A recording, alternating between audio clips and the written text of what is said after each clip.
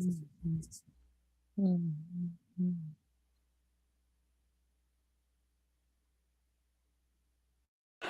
don't like you.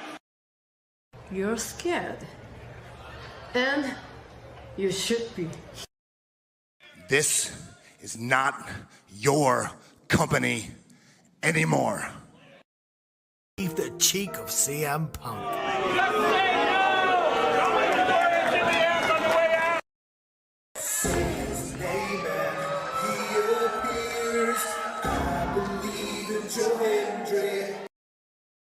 Out.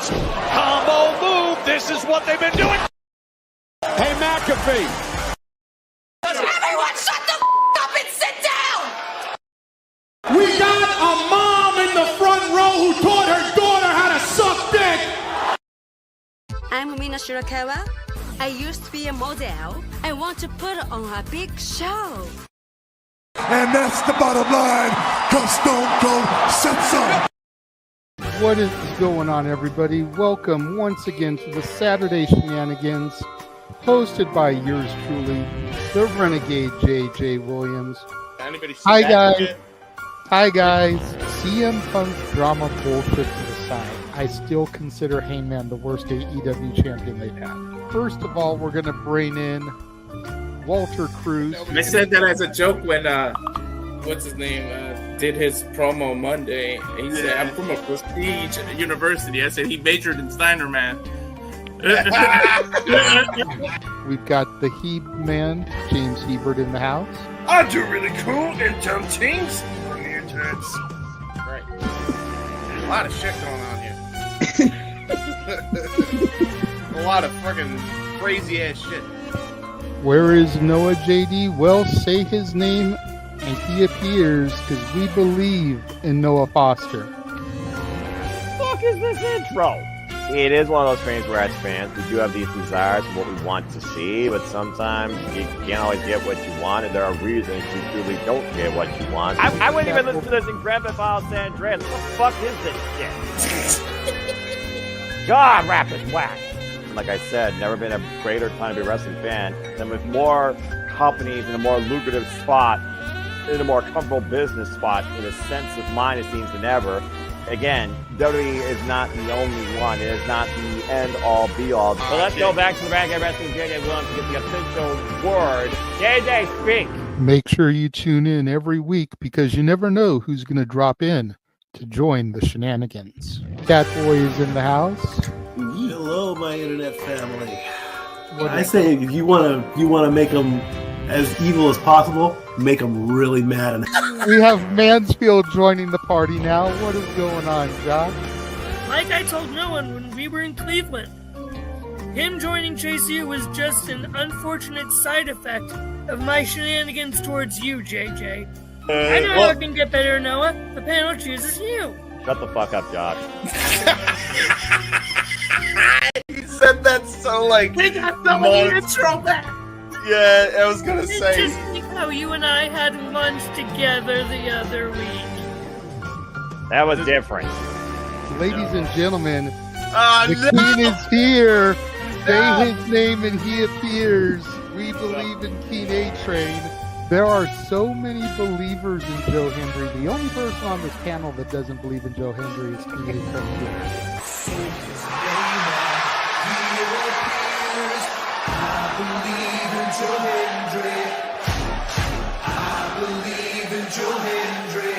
Tell the world why you do not believe in Joe Hendry.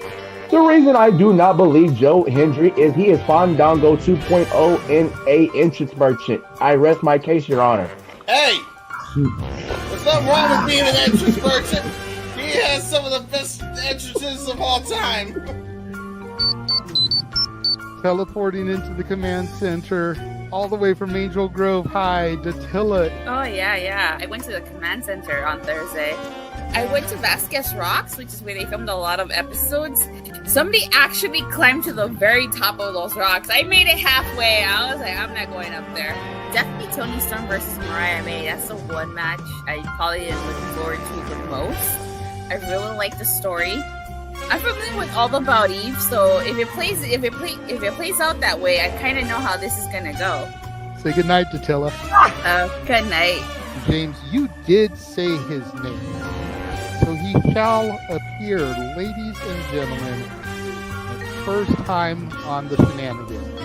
Jeff Meacham is in the motherfucking house. Ah! All right, we're coming in hard with the botch. All right, fucking hell. It's good to be back. It's good to have an opportunity to talk to the crowd on a Saturday.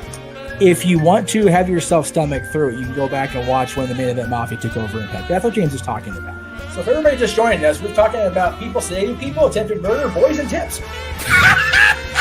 Welcome to Saturday Shenanigans, everybody. Aren't you glad I'm back? Welcome back, Jeff. Cool. What is going on, everybody? Welcome once again to the Saturday Shenanigans, the cream of the crop, the main show, the star of the Simply Reliable Studios. I am, of course, your host and moderator, the Renegade of Wrestling, JJ Williams, live from the casino floor here in Las Vegas, Nevada. How is everybody doing tonight? I hope everybody has enjoyed the week of festivities so far. I hope everybody enjoyed night one of WrestleMania. Let's go ahead and begin bringing everybody in. First things first, the gentleman I am, ladies first. Our Canadian friend, Ash, is here. How are we doing tonight, Ash? Oh my God, that freaking main event, I tell you something. I'm just busting a gut laughing out of what conspired. Right? So much chaos, so much confusion, so much goodness, so much evil. Yes, evil. I'm still trying to catch my breath here. My heart is racing. Right. I joked earlier when we were talking to Stat Boy that that Walter and I see Big G leaning forward in the camera in the green room, but Walter and I, we're like on a natural high, coming off of Stand and Deliver, then going into night one of WrestleMania. Tomorrow is 420. For those of you on the East Coast, in 38 minutes, it'll be 420. So get them ready if you got them. But, and we're still not even done yet because we've got the GCW Cluster Forever that we're doing tonight. But I'm glad you could be here. Let's go ahead and begin bringing in the rest of the peoples. Big Baller G is in the house. The resident baller of No DQ and the Simply Reliable Studios. How are we doing tonight, G? First time seeing you. I'm doing pretty good. Enjoyed WrestleMania.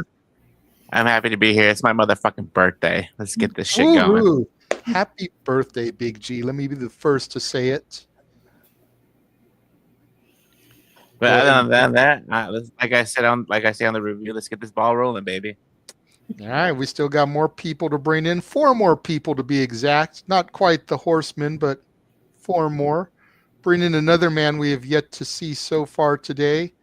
The Heeb Man, James Hebert in the house, and we still can't see him because he's Avatar Man. Yes, and I'm more likely going to be Avatar for the whole show. I am at my desk, but I am multitasking as I'm working. So I was not going to not be here after what the fuck just transpired. That's just goes without saying. I don't think I've ever been happier to see Paul Heyman stab 2 people in the back in all my life. Right. Well, go ahead and keep it rolling here. Let's bring in the next man who we have yet to see, and he also has a default picture on his social medias with a man you cannot see. Jeff Meacham in the house. Oh, no, he's can't hear us apparently. We'll come back to him. We'll go ahead and bring in the simple man, Noah Foster. Hello. Hey. Hey, what the hell happened tonight? Chaos and confusion, good sir. Chaos and confusion. And honest to God, might be the most insane WrestleMania I've called in my life. There you go. Well, that's Go what ahead. having it. Right, we still have a whole nother night to go. Let's go ahead and bring in the reliable one.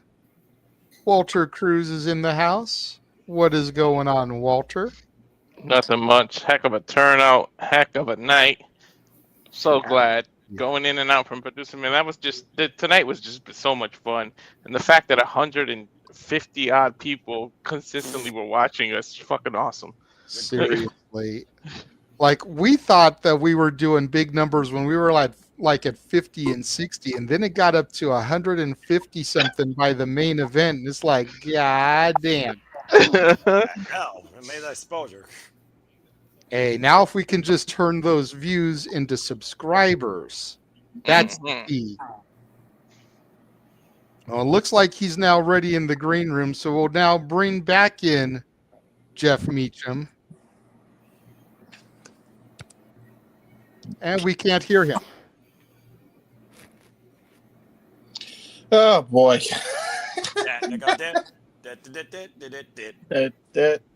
All right, well, anyway. We can see him, but we can't hear him. He can hear us. Hello, lady. Hello. Okay, there we go. Hello.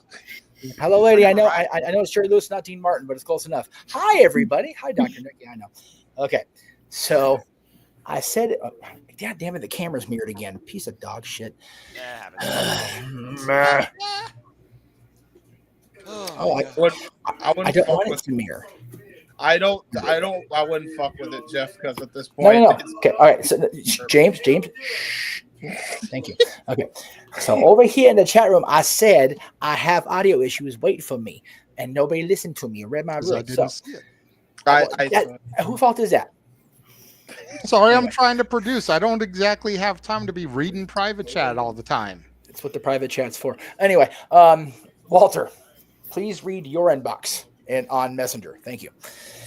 Okay. Anyway, now that I've got everything set up, yes, wonderful night one of WrestleMania. So excited to be a part of this.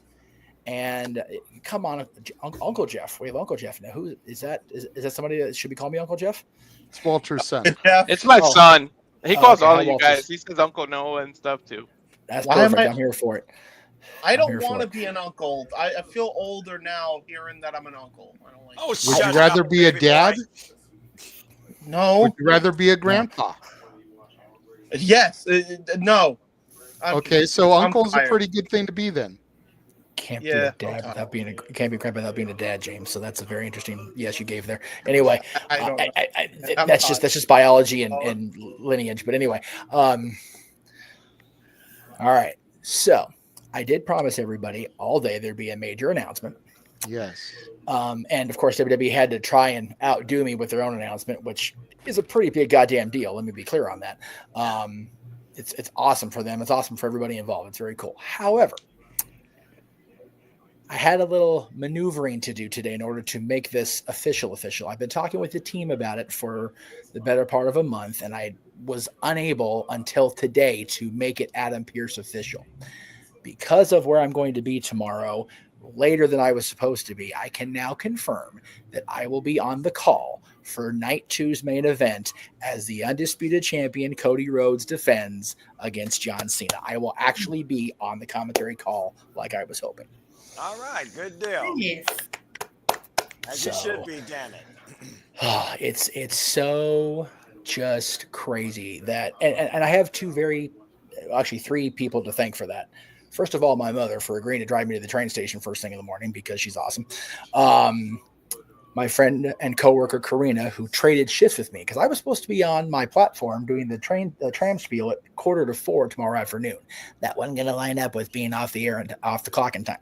So thank you, Karina, for trading shifts with me. You're not watching, but I'll show you this tape later and it'll make you laugh because whatever. And my best friend Marissa, who not only am I going to be at her house for Easter feasting and shenanigans prior to, she's actually driving me to work tomorrow so I can do both. Very cool.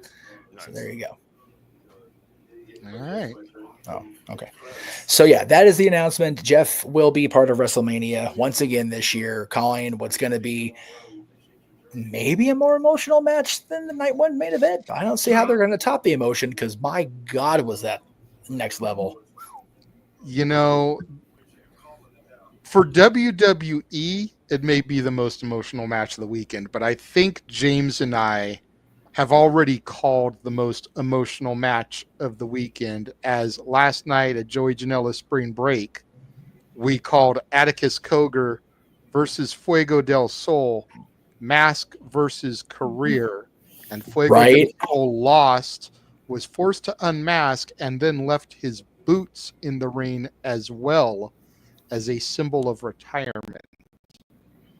I told James on the call, I don't think we're going to call a bigger match than that. Never in the history of ever did I think when I started doing commentary, I would call a luchador losing his mask. Yeah. And we did it last night. Question: was he good looking? Because it seems like all the good looking people hide their face under a mask. It's like, why do you have a mask? Yes, he was. Yes. Yeah, dude. I kid you Let me not. see if I can find the picture of him unmasked, because it's going around the net now that he's lost it. He is gorgeous as a man. I don't care if people call me gay afterwards and compare me to Effie. I could give a shit. That man is got movie star quality looks. I don't know why he hid it for so long, actually. That's what I'm saying. Everybody who hides their face under a mask is always some good looking dude. It's like, why would you hide that? No, but like, he always had like the Rey Mysterio build, so like nobody knew what he really looked like, and then he took it off, and I'm like, you want to retire now? When you got this good look? Like, you got everything, dude. Like, you didn't need the mask. The mask was actually more of an albatross. I'm just saying. Yeah, shit. Could be fun. Don't retire, please. Well, oh, there we go. Here's the picture, or ish.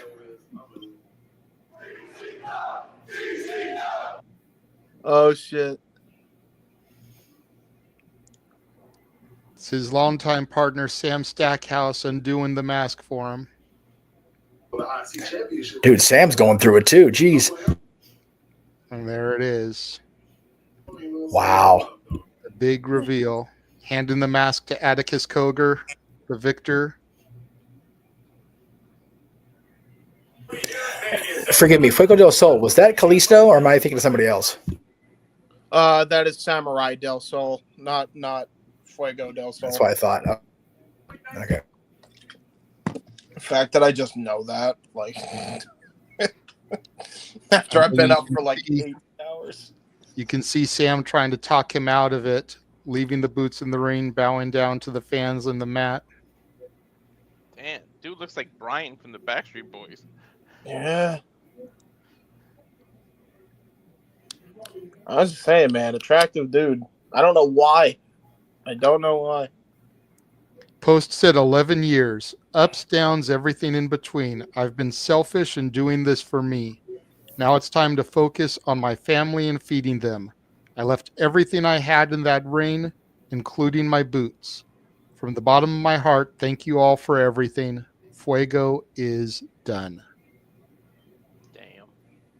Dude, what is up with 2025? Everybody and their mama's retiring. Yeah, it's a valid question. So while I'm thinking about, I don't know if you had a format, Jay, or just post-show recap, or what your plans were. So if I'm trouncing on the format, please stop me. Please feel free to stop me. But Jade Cargill is on the WWE post-show right now, so I want to address my comments during y'all's stream and why I was apparently in the minority. Although my dad agreed with me that it was not a good match. It really just feels like to me, and this is not just at Jade and Naomi, this is at the majority of the women's division right now. It feels like they are continually trying to put on what looks like a choreographed performance, and they keep missing the marks. They keep missing the steps. They keep misstepping. There was an argument, I don't remember which podcast I heard it on, but it was talking about they're just trying too hard. I know that sounds really hypocritical. It's like, well, they weren't trying hard enough. What the, it should look like more of a fight than it should a choreographed Cirque du Soleil thing. And I feel like the women in particular, and again, this is not me trying to be, sexist or whatever. I feel like they're trying to pop the Meltzer crowd by doing these acrobatic things too much. We know Naomi can wrestle. Trin can go. We know she can. Multiple time champion, been in the business forever, married to wrestling royalty. We've seen that Jade can do these things, even when she was not being properly showcased in AEW, when she was being properly showcased in AEW, and in the brief time she was in the ring before the Attack storyline went down. I don't understand why they have to do it's a great quote, but that's a at-use quote. Don't stop doing the flippy. Just wrestle.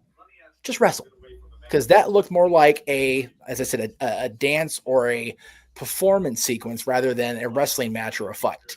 That's what didn't do it for me. By sheer contrast, Tiffany and Charlotte went out there beat the out of each other. And they had a good match with some spots in it. I'm at Dad going, Tiffany and Charlotte was the match of the night until the main event came on. And I was very hard pressed to disagree with him. Okay, so to counterpoint you there, I think a lot of it had to do with the weight on Jade's shoulders. And everybody thinking that signing Jade may have been a mistake. That her bypassing NXT may have been a mistake. That they may have overpaid her. This was quite literally put up or shut up for her. So if they had gone out there and just tried to call it in the rain, I don't know if it would have gone well. I think it almost had to be choreographed in order for Jade to know her beats, know where she needed to be, know how she was supposed to transition so that she ended up looking like gold instead of like shit. And if you believe the stories, Savage Steamboat, one of the greatest Mania matches of all time, was rehearsed and choreographed. So I agree with that. But like I said, it looked like even if they did go through it, they still missed spots. It didn't look near as fluid. And I'm not saying they're going to be fluid as Savage Steamboat because Jesus Christ, that's way too high a bar for anybody. Like, my goodness. But it didn't look like they even came close. Is what I'm saying. I don't feel like they missed that many spots. I could be wrong. Maybe I was in the heat of it. Maybe I'm biased to the other people that weren't calling the action. So essentially the whole middle roll here. Yeah. What are your guys' thought on it? Because the three of us were in the heat of it here on the top row. Yeah. James or G, you went ahead and unmuted. What do you think, G? Yeah, I mean, for Jade's first WrestleMania match, like singles match, I thought it was decent, and Naomi did her part to help her carry it too, because I think this is Naomi's first single match too in WrestleMania. So Which is crazy to think. Which agreed. So it wasn't like the best match, but it wasn't the worst match either. Like they did the big spots, where Naomi did the bulldog off the top rope. Jade caught her in midair with that suplex. That part I even said during the stream that was a beautiful spot. And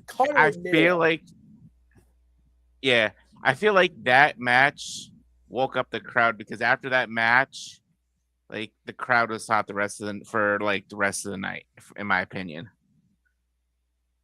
So yeah, that's my take on it. And again, to the point in the chat, they were trying to not make her look bad, but as a result, and I wholeheartedly agree that for Jade at the level she's at now, they need to have her have the beats laid out, and that's not a bad thing. Like you said, Ricky Steamboat, Randy Savage had the greatest match in WrestleMania for the better part of 2 decades before Michaels and Undertaker went hold our Michael doesn't drink anymore, but Undertaker went home by Jack. But it just, for me, Savage Steamboat didn't look like it was paced out ahead of time. Michael's Undertaker didn't look like it's paced out ahead of time. And again, from what you hear, believe, they called a lot of that in the ring. Michael's heart was laid out ahead of time. The Iron Man match, which a lot of people don't like because it was too long, but I didn't feel like I was watching a performance in any of those situations. I felt like I was just watching a great bout between two classics. And again, people forget Jade is still super young in this industry, and I'm not giving that a lot of leeway either, because it's like, okay, you're giving me an opportunity at WrestleMania on the big stage, great, map your shit out, but make sure they hit.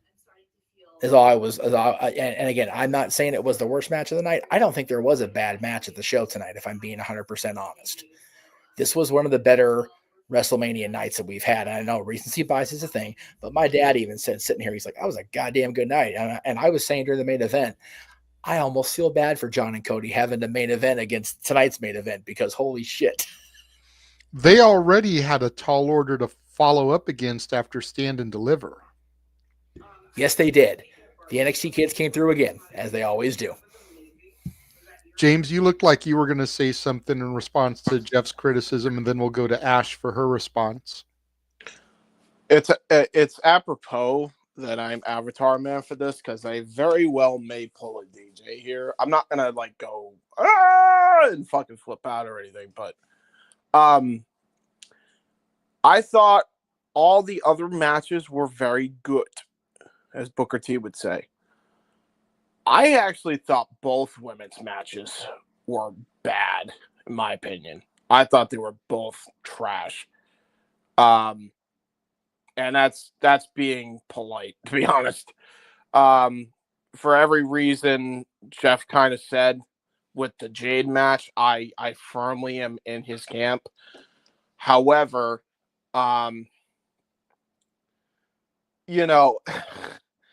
this Charlotte thing bugs me, because we basically wasted how long of a build between Tiffany and Charlotte, JJ? Like, how many weeks did this shit go on for?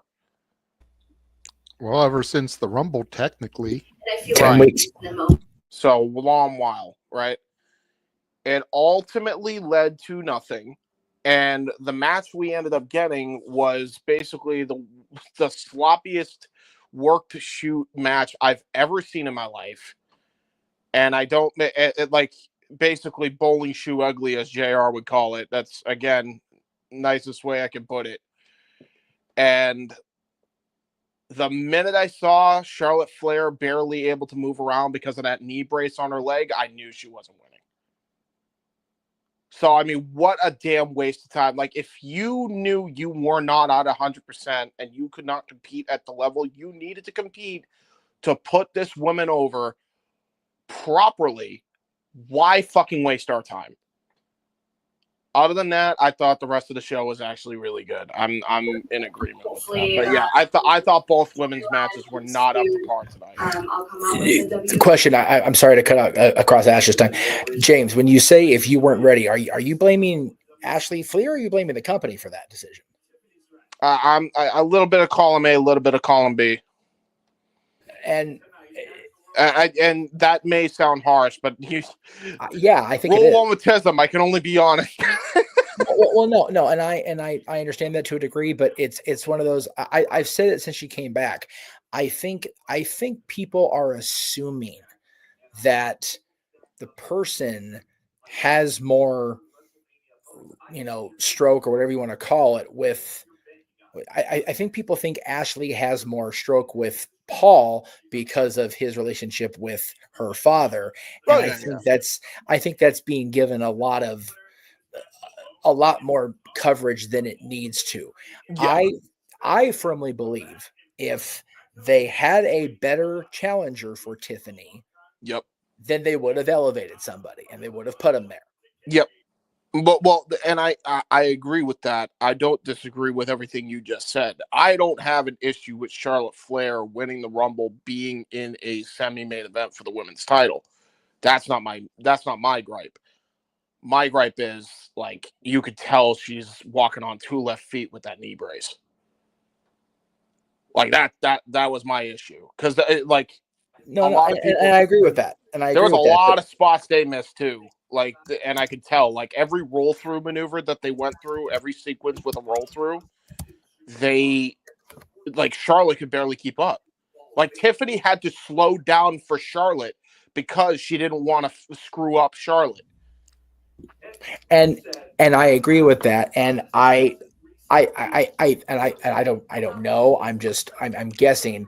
It feels like the consensus is that Ashley, Charlotte, whatever, pushed to be in it, or pulled her card over to be in it. And I just don't think that was the case. I really don't know who you elevate or have win the Rumble based on the fact that remember last year's women's division sequences, prior to Tiffany cashing in, it just really felt like Charlotte had to be the person. And yes, it is me. I'm trying to talk over it. That way, when I'm not talking, I mute so you don't hear it in the background. Well, to Walker's point in the chat, it could have been Roxanne. She was the runner-up in the Rumble. Yes. Or you could have had Charlotte go after Rhea, and you could have given Tiffany, Bianca, or Io to help elevate her. Yep. Because with Rhea and Charlotte being so familiar with each other, they probably could have worked around Ashley not being at 100%. Absolutely. That I will concede, which is I don't disagree necessarily that match wasn't strong. I felt it was, but again, when you factor everything in, I think the women tomorrow definitely need to show up and show out in that triple threat, because the women's matches tonight, the women's matches this afternoon at the T-Mobile were solid as hell. Yep. But the ones at the stadium were a little shaky. So hopefully Io, Rhea, and Bianca can make up for it tomorrow. And again, I'm sorry, Ash, for taking up your time. I apologize. And you know me, I'll give the devil their due when deserved. I didn't think Charlotte Tiffany was that bad. Yeah. I'll take every opportunity to criticize Charlotte that I can get.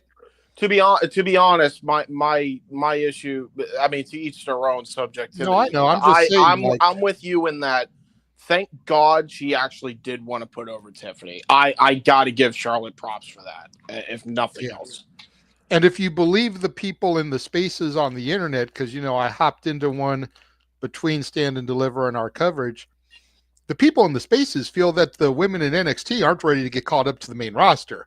So clearly they don't know what the fuck they're talking about. Are these people? Do these people? I'm sorry, and they're gonna hate me. They're probably gonna listen to this. Are these people on crack? They're in a wrestling collective, so that kind of tells you everything you need to know, James. Oh, geez. Oh, well, I They're like the that. I like them. Fluffers in that space. No disrespect to Noah, but well, we know they're AEW centric, but now I feel bad. Hold on, I see Walter with his hand up, and I will come to you, Walter. But Ash was going to go next, so let's go to Ash, so she can speak on the women's matches. Oh, I was about to say you can go to Walter first, because I'm making myself coffee, and my coffee machine is super loud AF. So once I'm done making it, then you can come back to me, and I'll let you guys know. Sounds good, Ash. Go ahead, Walter. I wanted to ask a question in terms of where the women go, because honestly, in my opinion, I feel like I was producing and being involved in it, that I can't have the same opinion as them. I think I got to go back and watch it to really be critical, because again, Noah and JJ, me and Statboy, we were kind of in the moment. So maybe you guys are seeing it from a different perspective than us. So that could be what it is. But Jeff, my question is why I'm glad Flair lost, because of my idea of the tag titles. What if you do Flair and Tessa Blanchard as teams? They both lose their world title opportunities, and now a Flair and a Blanchard come together and win the women's tag team titles and make that a important title. Yeah, no, I was thinking the same thing, because Tessa's fighting Masha on next Sunday, right? Mm-hmm. Okay, yeah. Just have Masha beat Tessa, and then we go into not Backlash, because it'll be too short a build, but the next major PLE. I'm here for that. Or if it ends up getting announced officially, Evolution 2. I mean, having Charlotte Flair and Tessa Blanchard on an Evolution pay-per-view sounds okay by me. Noah, anything you want to add to this conversation, good sir? Yeah, sorry, I was doing other stuff for church and this. You know my deadline or stuff. Women's match. Yeah, there were a couple of spots that were definitely missed. It was definitely a trepidatious approach, I think, with the Charlotte Flair Tiffany Stratton match. But they still did more during that match than they did with the Jade Cargill. It felt like Jade Cargill was protected more by she has strength, but what more can she do? Like, she was in position to do those catches. I think that unlike NXT, where they are leaps and bounds above what the main roster has been lately bringing, and I think that comes down to the approach also in storytelling as well, because those are more like storytelling matches. I think they definitely could have done more in the less choreographed approach, it felt like, with both those matches. I still was very happy that Tiffany won, and I'm glad that Jade got her moment, because if nothing else, that might be a confidence booster that, okay, maybe I can do this. And yeah, it was Naomi's first WrestleMania singles performance. But yeah, it definitely felt a bit more safe. And I heard you all say my name earlier regarding something else, AEW. Again, I don't take sides. I don't do apples versus oranges or bananas. I just watch wrestling. I appreciate what was demonstrated here on the grandest stage with the pressures at the highest, not only deliver for yourself, but to everybody that's watching you at the risk or protection of who you're in the ring with too. But they could have been better. Your NXT, our NXT Stand Deliver blew all four of these women out of the damn water. So Io Sky, Rhea Ripley, Bianca Belair, you got a hard act to follow. Jeff, did you notice the verbiage there? Our NXT? Noah's claiming it again. That makes me smile very big. That's wonderful. And I like I figured they do, because they always do. The kids of NXT. Ooh, look what I got. I got basket. Oh, with whipped cream. That's okay. Baskin Robbins. I don't know if you can see it with the green screen, but yeah. I had Dairy Queen tonight. That was pretty good. When did you say no? When did you say no? He had Dairy Queen tonight. It's okay. I know he's talking to us. I think he's talking to somebody else. Sorry, I keep forgetting the mute, because Dylan very graciously went and got the Baskin Robbins for me, and I was bitching about the whipped cream on it because I usually get no whipped cream, and I forgot to say it this time. So I'm just being an asshole, and I'm sorry, Dylan. But you're wearing a Conor McDavid shirt, so you kind of get it. So you shirt? I'm wearing a Conor McDavid shirt. Yeah, you shirt. Want to see my Conor McDavid shirt? Conor McDavid shirt, yes. Who's this Conor McDavid shirt that I'm wearing? I'm on a very good I'm on a shirt that I'm wearing. We saw like a C, I think, somewhere there. But I had Dairy Queen. It was pretty good, Jeff. So what's better, Dairy Queen or Baskin Robbins? Baskin Robbins for me. Anyway, I have Baskins here in Canada, so I can't make that comparison. That's valid. That's fair. There you go. Well, at least the city I live in. Yeah. The peg is deficient. I feel bad, man. I need to just bring a care package when I go up to Canada. It's like, here's what the peg is missing. I feel terrible. It's like, maybe there's a reason why we haven't had a pay-per-view come here since 1995. Right? That's what we'll do. We'll bring everything up there and take Jericho. We don't have to deal with his shit anymore. That's what we'll do. I mean, it evens out. You deal with we do with Jericho, but at least Omega is there to balance it out, right? You take the good with the bad. That's it. Facts of life. If you know, you know, kids. If you don't, then whatever. You're too young for the room. It's okay. I forgot I was going to say something. I'm just going to let JJ do his thing and actually host the show and not be an asshole anymore. You're fine, Jeff. You really are. I'm trying to be. I'm so giddy that I made the schedule thing work and I get to call John and Cody. I'm so fucking happy. Because in all honesty, there's not really a format tonight. I mean, obviously there was a huge announcement from WWE on the pre-show that we will address. But prior to that announcement being made, we were just going to kind of come in here, shoot the shit, talk about what we've seen over the past week, going back to the GCW WWE ID tournament and AEW Spring Breakthrough and the Dragon Gate show and the stuff we did on Thursday and the Stardom show, the Pottermania women's show with our good buddy Heather Lynn as the ring announcer. Damn it, James. That was the song that played all fucking show, by the way, on Potter. Man. Pretty much, yeah. Potter. No, we're butchering it again. That's JJ. right, Podermania. Podermania. Podermania. Kind of like I smell an odor, Poder. Yes, G. Yo, fuck Paul Heyman. Like, for real. Fuck that weasel. I'm watching the post show, and they show the recap of him turning. I love Paul, but what a fucking weasel. No. my Fuck the people for keep on trusting him. When are you gonna learn to stop trusting him? He keeps showing you when That's somebody true, shows you their true colors, believe them. I disagree. I think that man was justified because he was bullied by those two men for years.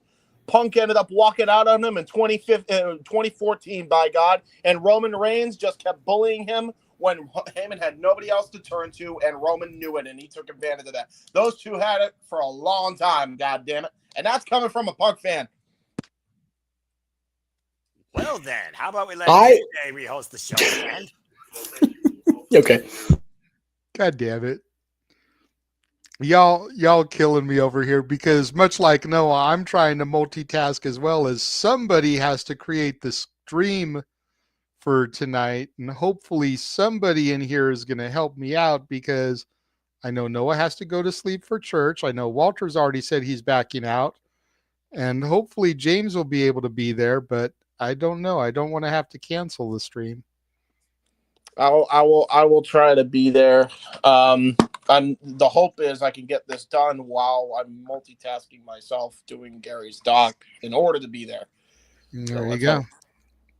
So, I mean, like I said, I just kind of wanted to run through and kind of go around the room, talk to everybody, see what they've enjoyed so far, see what maybe their moments of the week have been so far. You know, not everybody watched all the same shit. Like I know Noah and James did the spring breakthrough for AEW. I have yet to see any of that show. So I have no clue what happened there except for results. I know that a certain weapon walked his way into the wild card spot against the Hangman. But aside from that, and sadly, Athena getting beat by somebody who needs to go out of business, some CEO that needs to fold her company down.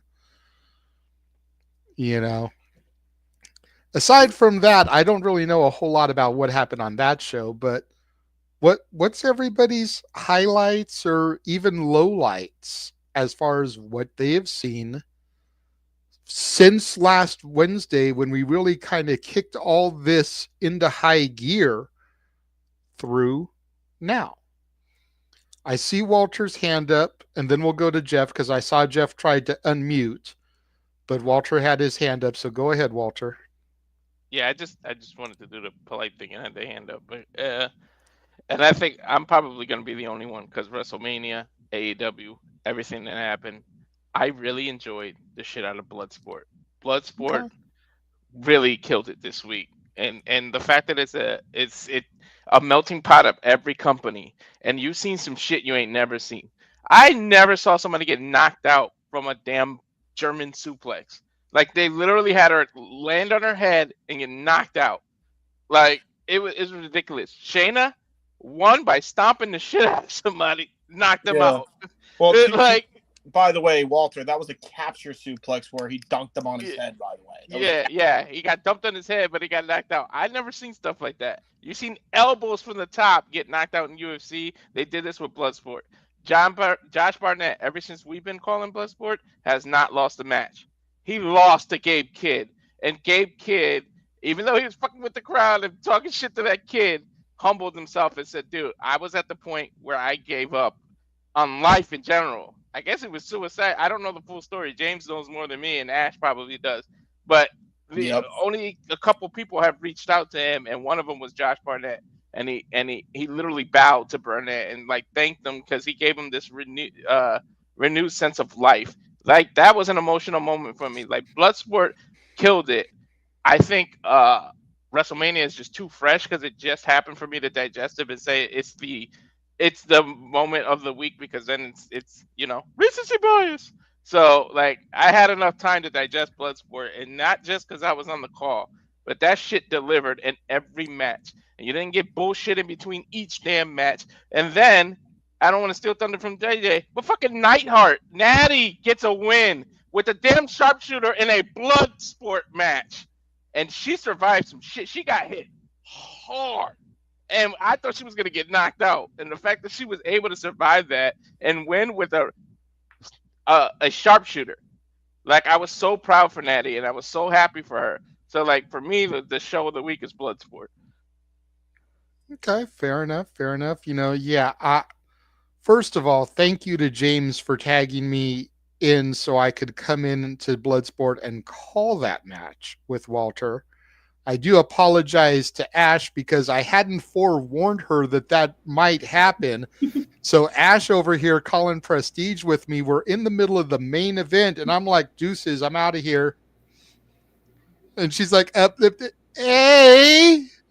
To be fair, luckily she was stuck with her best friend James, but he's coming in the middle of the match, not knowing what's going on, not knowing any backstory of the match. Ash is there like, the fuck? He just bounced on me.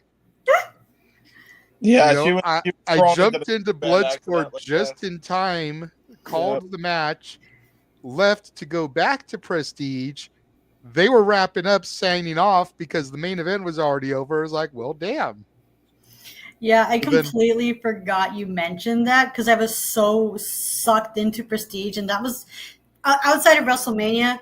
I haven't been able to watch a lot of stuff because I got so much shit to catch up on with Bloodsport, AEW, because work, hectic work schedule. But outside of WrestleMania, I had so much fun calling Prestige. Like that's the highlight for me right now. Awesome. I'm glad you enjoyed yourself. Officially welcome to the team of announcers and commentators. You did a fantastic job. Thank you. I wasn't sure if it was up to par. No, you did. You nailed it. Thank you. You did good. I mean, if we're keeping things 100, as I like to try to do around here, Noah is our benchmark. He is the Jim Ross. He is that par excellence. Likewise, James is kind of our Jerry Lawler. He's that benchmark. You could almost maybe say James is our Corey Graves because he can do both color and play-by-play very well. Yeah. When Corey was tapped to do SmackDown for a while, he did a great job as play-by-play on SmackDown, but better suited as color. That's fair, yeah. I kind of feel I'm in the same measuring stick there with Corey Graves. I'm better suited as a color commentator, but I can hold my own as play-by-play, and the fact that Noah gave me props while he was listening along to Stand and Deliver today, that meant a lot, good sir. So again, humbly thank you. But I felt you did a really good job, Ash. I was a little bit worried because I know you're still kind of in your shell, trying to break out, very much introverted, kind of like Noah. But once that camera gets on you and you get sucked up in the action, you can feel it start to come out of you. And that's good because you get caught in the moment. And the true passion kind of comes from the diaphragm and it comes out of you. So very well done. Thank you. And I have so much fun watching Prestige. I have now added a 4 for juggling ball in my juggling act. So there you go.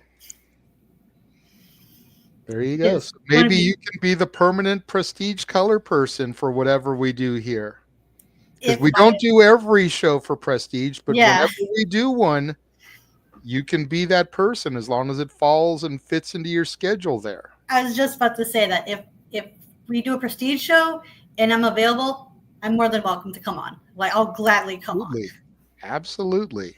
And if we ever get in a pinch with as many things as we had this week, and we need somebody, we know we can tap you. Again, I don't know if he's lurking in the comments, but huge shout out to DJ as well from Rockin' Ropes for filling in and stepping up to the plate with Noah on TNA Unbreakable when the color commentator that was supposed to be there backed out. You know, huge shout out to DJ. Appreciate you coming through in a pinch, brother. You did phenomenal. I watched most of their coverage back, and he and Noah had a pretty good rapport. You know, Noah is just that guy that can bring the best out of anybody. Take the compliments, brother. I know you're sitting there shaking your head, thinking to yourself, "Aw, you're too kind." Take the praise, though, brother. You deserve it. Yes, Walter. So if Noah is JR and James is and you are kind of like Corey and / Jerry Lawler, am I reduced to Booker T? No, you're not Booker T. You're only Booker T when it comes to the mamacitas. You're our Joe Rogan.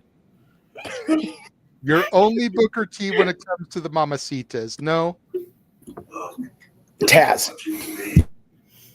I was just gonna say he's Joe Rogan. He could be Joe Rogan. I was gonna say Joe Rogan since he's more. Oh, that's fair. That's fair. The combat sports. Yeah, well, the thing, you know, people know I'm not exactly Peter Snurcher's biggest fan, but he was a hell of a color commentator. Who? So, Taz. Oh yeah, Taz. You know, because I remember when they called him in. Caught me off guard there. Yeah, no, you're good. Yeah, I when they first brought him in DCW to be an analyst, and nobody knew it was Taz until they cut to that camera shot on ECW TV, and then when he called SmackDown with Michael Cole all those years, I thought Taz did a great job. I'm not, you know, personally his biggest fan, and vice versa, but he's a hell of a commentator. So I would put him, if we're talking just wrestling, in that Taz role. So, sure. But you know, overall, yeah, I think it's the combat sports. Joe Rogan's a great analogy. Since I was gonna mute, you were gonna go to me next. I sent a collage to the group chat if somebody wants to put that up, because those are my highlights for now, and I know one of them is going to be a highlight for JJ too, because I'm not even sure he's aware of it yet. So while we do that, also, I have had a chance to go back and watch bits and pieces of all of the calls that the team has done, and as the founder, if you will, bravo, all y'all did such a great fucking job. Like, I can't even. I said this on the Shenanigans Open Night over the last couple of years, but I am so grateful that the team has, you know, morphed into what it is now, that we can do shit like this, where we can do 3 shows in a day, where we can have 17 watch-alongs this week. So yeah, these are my highlights of WrestleMania season. All the new champions. Ishii's the new strong openweight champion.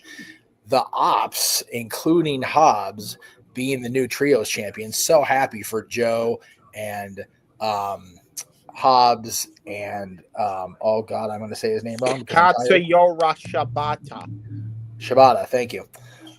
Nick Wayne, like him or not, with his face blurred out, so that's even better. Thank you for the logo there, blurring his ugly face out. Is the new Ring of Honor TV champion. Steve Macklin, so happy for Steve, as the first international champion of TNA. Sol Ruka, not only the new Women's North American champion, but JJ, she beat your favorite person, Candice LeRae, for the speed title the other day. So there you go. I knew about that. Unfortunately, that belt don't amount to shit. So, you know. Well, it does when it's posed like that with somebody looking that good with another title. I'm here for it. I agree. I mean, just the fact that she beat the purple hair twat waffle, as Safette likes to call her. Damn. Take it, but, you know. Yeah. And then Hank and Tank this morning, or this afternoon, however you want to phrase it, being the new NXT Tag Champion. And then just tonight, Jey Uso and Jacob Fatu repping the Anawahi family, and I knew the luck would run out in the main event. And the New Day, so happy for Kofi and Woodsy, and I know that people don't like that and that they're heels, and I don't necessarily agree that Big E is the true heel, but you know, I'm still very happy. I'm still. I didn't say I disagree with it either. I think it's a very mutually ugly situation. All parties are wrong here. Big E not tagging in when he was supposed to as the manager was not right, but the way Woodsy and Kofi handled it, not so good either. And yes, there you go. That's JJ being happy because of Candice LeRae's losing is always a good thing to have the WrestleMania weekend go smoothly. When Uncle Renegade's happy, everybody's happy. So there you go. But I'm happy for the new champions. I'm ecstatic for Jey Uso. Jesus Christ, am I happy for that, man. I thought about Rikishi the whole time he and Jimmy were in the ring and they were walking up the aisle and they were talking about it. That family has continued to show greatness, and it's hard to argue with success. And you know what? Send your hate tweets at _Jeff Meacham. I'm happy for Paul Heyman. He's not a good baby face. This has been bullshit since summer. And no, we need to be able to boo this man. Paul Heyman's a beautiful heel. He is a reluctant baby face. You can even tell he's a reluctant baby face. Yes, he's been on our good side for a year because he got the Hall of Fame induction last year, and bully for him. And we got to be emotional with him last night because him and Hunter were emotional last night at the Hall of Fame induction, and that's fine. But Paul turning on Punk, his best friend, betraying his tribal chief after 5 years, not only gives him new life, I think we all can agree in this room, Seth Rollins has kind of been treading water. Even as the World Heavyweight Champion, it was just kind of there. He was just kind of there in the wake of WrestleMania 39. He now has new life. Because as great a promo as he is, now he's got the promo with him. He will have an amazing showcase come Monday and beyond. And I'm very happy for Seth Rollins, who I've known for so many years. I'm happy for Paul, who I've admired for so long. And I'm very happy for my buddies in the Anawahi family for all the success tonight. Very cool. The highlight for me for WrestleMania season is yet to come, because if things go the way I think they're going to go, in 8 nights, we will have a new TNA World Champion. But as far as WrestleMania itself, Big G and I are representing between his hoodie and my background. And I will have that t-shirt on tomorrow during Easter, because I ain't being all formal during Easter. Piss on that. I'm supporting my boy John Cena. Aaron was giving me massive shit, and that's fine, for not putting up my picture with Cody, because I have been acquainted with Cody over the years too. Thank you for the hat, Walter. Appreciate you. I do. I adore Cody. I adore his family. I got verklempt when Hunter was talking to Cody about Dusty last night. It's just what it was. But I will raise you. I got verklempt watching the classic footage of Dusty talking about Hunter. Oh no, I agree. It's been 10 years, and I still have not fully processed Dusty's passing. It still hits me now. And yesterday, Thursday, whatever day it was both Roddy's birthday. Thursday, it was Roddy's birthday, and it was the day that Joni passed. So this week has been a little tough, to say the very least. But yeah, Dusty still influences even now. It's so wonderful to see that. So my highlight, I believe, is yet to come for this weekend.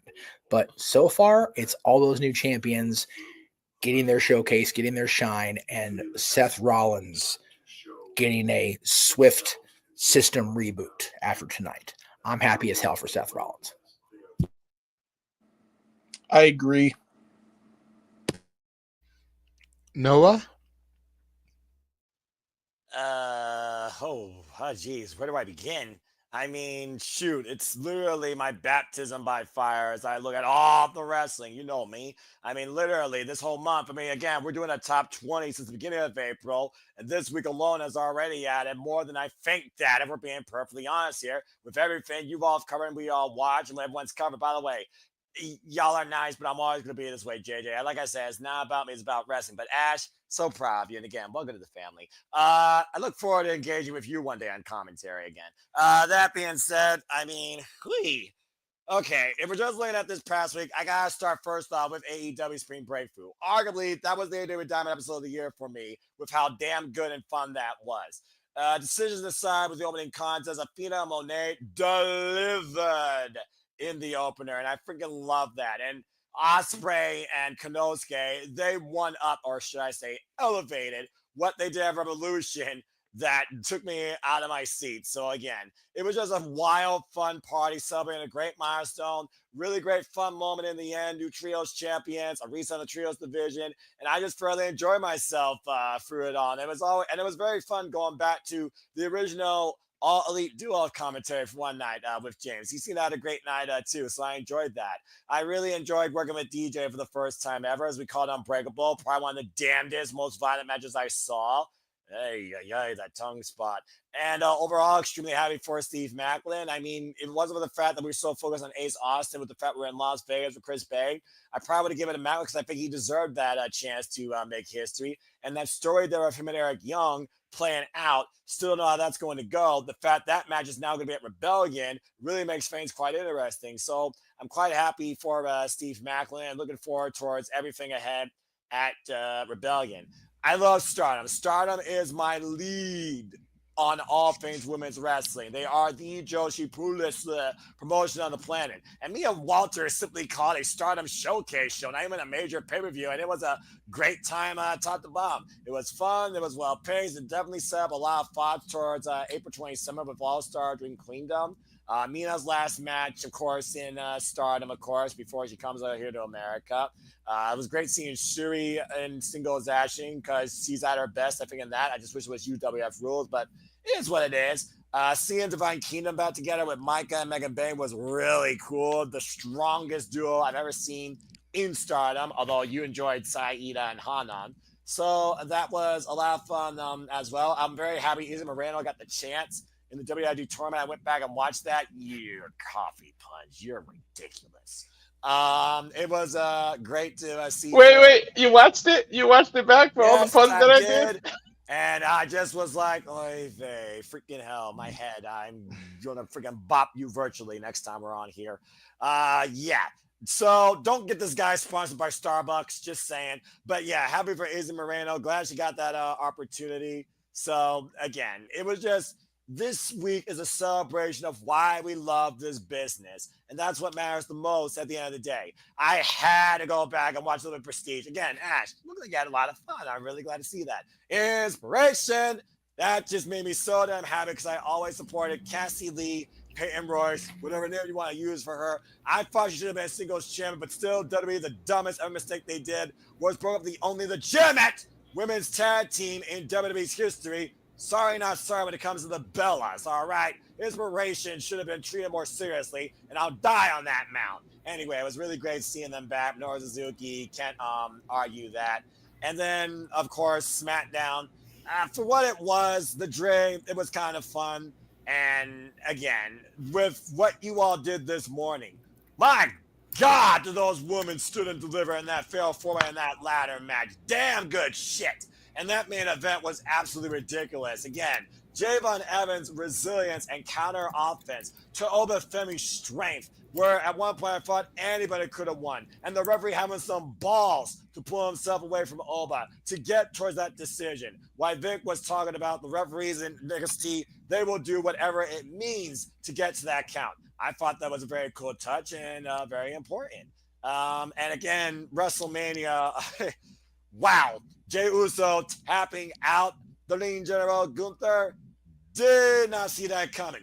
Gunther has not tapped out since Ilya Dragunov incapacitated him at NXT TakeOver 36. So that was definitely a highlight for me, and Jey absolutely deserved it. And between Timmy Stratton getting that moment, the main event, the story told tonight, it was definitely a highlight for me. That triple threat was definitely worth the billing. So many more questions than answers. What's the tribal chief without Wise Man? How does CM Punk get his voice back now that he lost his best friend?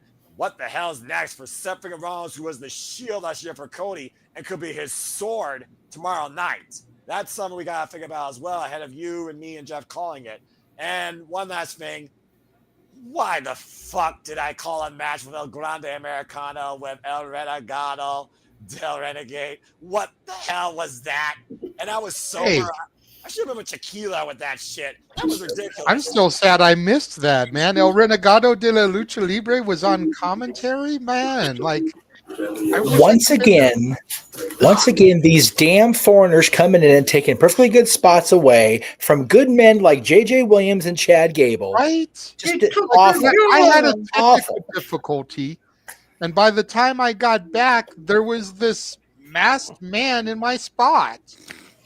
And then no good cheating Grande Americano takes a win from a guy making his WrestleMania debut, one of the greatest luchadors of all time. Just deplorable. Absolutely deplorable. I disagree.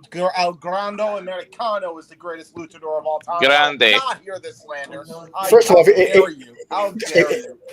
If you're going to praise that blowhard, do it, but it's El Grande Americano. if you want to order a Grande Americano, you go to Starbucks. That by all means. Yeah, and JJ, blame Spotify for that stupid technical difficulty. I'm mad you missed me. I did an entire rant in Spanish before you got screwed up. It was very well done. It was very well done. I heard all of it. It was a damn shame. It was a damn shame that I missed El Renegado de la Lucha Libre. Deathboy and I were dumbfounded by when the hell did I become Carlos Cabrera? What the fuck happened? It is. I don't know. I wish I could tell you what happened. It is a scary time in our universe when I have a political agreement with John Layfield, but it's true. It's awful. Listen, man, I think you guys are not giving that man enough credit. If there is a man under that mask that we're all familiar with, he pulled off some lucha moves. I was very impressed with the lucha moves. And that's okay. That's the thing. Is it looks like El Renegado de la Lucha Libre was a fan of El Grande Americano also. Despite the fact he won with a loaded mask, lest we forget. But bunch of cheating, but bunch of cheating foreigners coming in, chicken or gerbs. But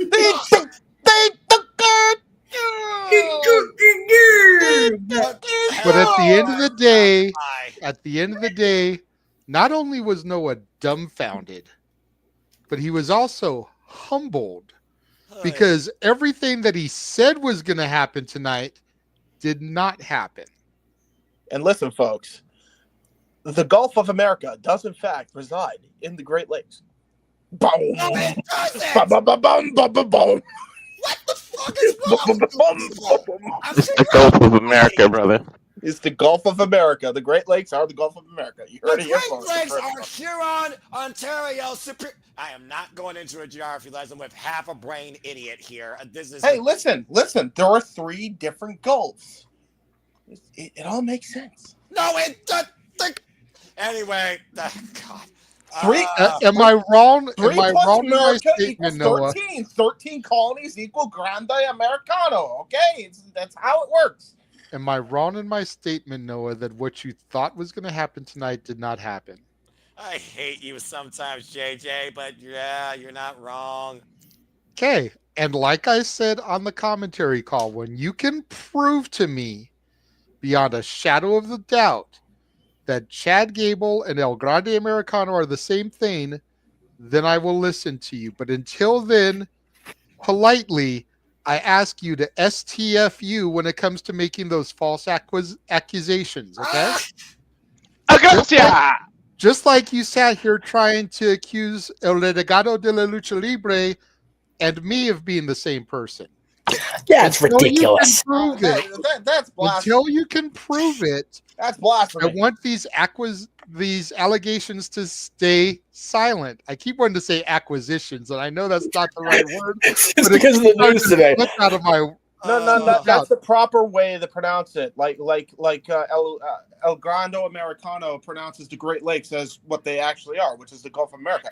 El Grande, Grande, like the Starbucks drink, James. God damn it, all the hell. Oh my God! Not a venti, not a tall, but a grande. I'm surrounded by idiots. You confuse sizes. You confuse countries. Damn, Jay. Half the people don't know countries. Half the people don't know cup sizes. Half the people don't know Lions from Americans. Half the people don't know Chad Gable. Half the people don't know Grande Americano. I'm surrounded in a world of illogical nonsense. Noah, that was 5 halves. Is that Steiner math? Don't even get me started on that shit. You see, Americano. James, timestamp and clip this for the highlight reel. I Started will, now. and it will spell disaster for you on the highlight reel, Noah. Oh God! And besides that, again, Tomoshi, my boy, a champion again. He and Chad Gable bludgeoned each other last week for 30 minutes and sudden death. That was so damn good. And Konosuke finally closing 11 years of bad blood with Roach Tanahashi, his final match in America. This last week, like I said, outside the utter madness I endured with all you yahoos, has truly been nothing but a phenomenal time to be a professional wrestling fan. And I can't wait to culminate it tomorrow with WrestleMania Night 2, particularly with Cody Rhodes and John Cena for the Undisputed WWE Championship. So again, Adios mío. I think George Lopez is going to make a cameo one of these days. I'm going to lose my shit. Hey, we know Fluffy is a wrestling fan. Maybe he'll show up. Hey, listen, it's better than Carlos Mencia, all right? What the fuck's that supposed to mean? Any of those is better than the rumored cameo from the current Presidente. That's all I'm throwing out there. That's accurate. Big G, what are your thoughts? What are your highlights of the week so far? Yeah, so patient birthday boy, talk to us. Yeah. Happy Yes, birthday, we bro. tried to get Noah to calm down so he doesn't have a heart attack. I feel like I'm getting closer and closer to Tranquilo, that. brother. Tranquilo. I'm getting closer and closer to that each day I deal with this madness, but Lord help me. Go ahead, Big G. Did Happy you birthday. keep coming back for more? Right. Well, first of all, God bless you guys for doing all these shows because I don't think I would have the balls to do this. Anyways, I didn't watch all the shows during the week. I was busy with work and other stuff like that. I did watch the Hall of Fame last night, or I should say this morning. Right. Fuck that shit. I I got ain't you. went at 1 o'clock in the morning. I thought most of the speeches were very well done. Seeing Lex stand up on his own, God bless DDP, man. Like, for real. God bless him. The lives he's transformed over the years. Seeing Hunter and Triple H, like seeing that brotherhood, like I have that with my best friend Daniel. I mean, it's not as like close. I mean, we've been best buds for over 15 years now. So like I understand that relationship, that friendship. He was my best man at my wedding. So I get that connection, and what really hit me, like when they showed the package with Dusty, like when Triple H was talking about him, and then seeing him with Bray Wyatt, oh my God, that hit me. Oh my God. You know what? Screw that. The whole freaking thing hit me. As soon as Sean came out and started talking, that hit me. I was like, all right, I'm done. Yeah, Michelle did well too. I felt like Michelle rambled on just a little bit too long, but I mean, she got her moment in the sun. Same with Natural Disasters. Good for them. Stand and Deliver was awesome. NXT always delivers no matter what, The women killed it. I'm glad Sol Ruka won. I was like, hell yeah. You and me both, bro. She was my primary. Yeah. Night 1 of WrestleMania was good. I mean, it wasn't that. I felt bad for Jay and Gunther because like the crowd wasn't as into it seemed, or as loud. But I'm happy Jay won. He deserves it. We already talked about the women's matches. Jacob looks like a freaking superstar already. They strapped the rocket to him and pushed him to the moon, literally. What else happened? New Day winning. I felt like, honestly, I wanted that TLC match instead of this match. That match could have been on Raw. Agree. Like the build for this for the SmackDown titles have been going on for 4 or 5 months, ever since Motor City Machine Guns came into the WWE. Let's be for real. And this New Day and War Raiders thing, nothing against them, both great teams, but the build was very lackluster. I went to the bathroom and did dishes and stuff like that during the match. I could have cared less about it. What else happened? What else am I missing? We've seen the evolution of Triple H fully into Obadiah Stane now. God damn, he looks like the straight out Iron Man 1. Like, Yeah, God, he man, does. it's just all he needs to narrow his eyes a little bit. He is Jeff Bridges. Jesus Christ. And then the main event, man, what a main event, you know. People were talking how much this main event really didn't matter. But then, you know, they put the video package together. They talked about the history of Punk and Roman and Seth with dating back 12 plus years with the whole Shield coming in to protect CM Punk and stuff like that. That was great. Then the ending, man, like I said before, I think we all pretty much called it on anybody's predictions that Rollins was going to turn, or Heyman was going to turn on Reigns and Punk and join up with Rollins. So, well, a few of you did actually in that match. And spoiler real quick for Team LDQ, congratulations, Gino. Continue. Yeah. Congratulations, Gino. Yeah. But yeah, we'll see what happens tomorrow night on night 2. I think night 2 has to really step it up after NXT today and the guys that put on the show for night 1.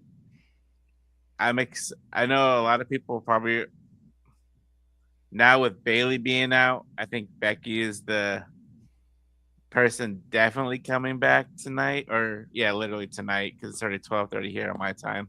It's 4:20. I need to blaze something up with RVD here.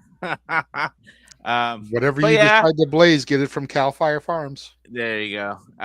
But yeah, I mean, and I enjoyed my birthday today. I spent time with my wife, so that was also a good time. So, but yeah,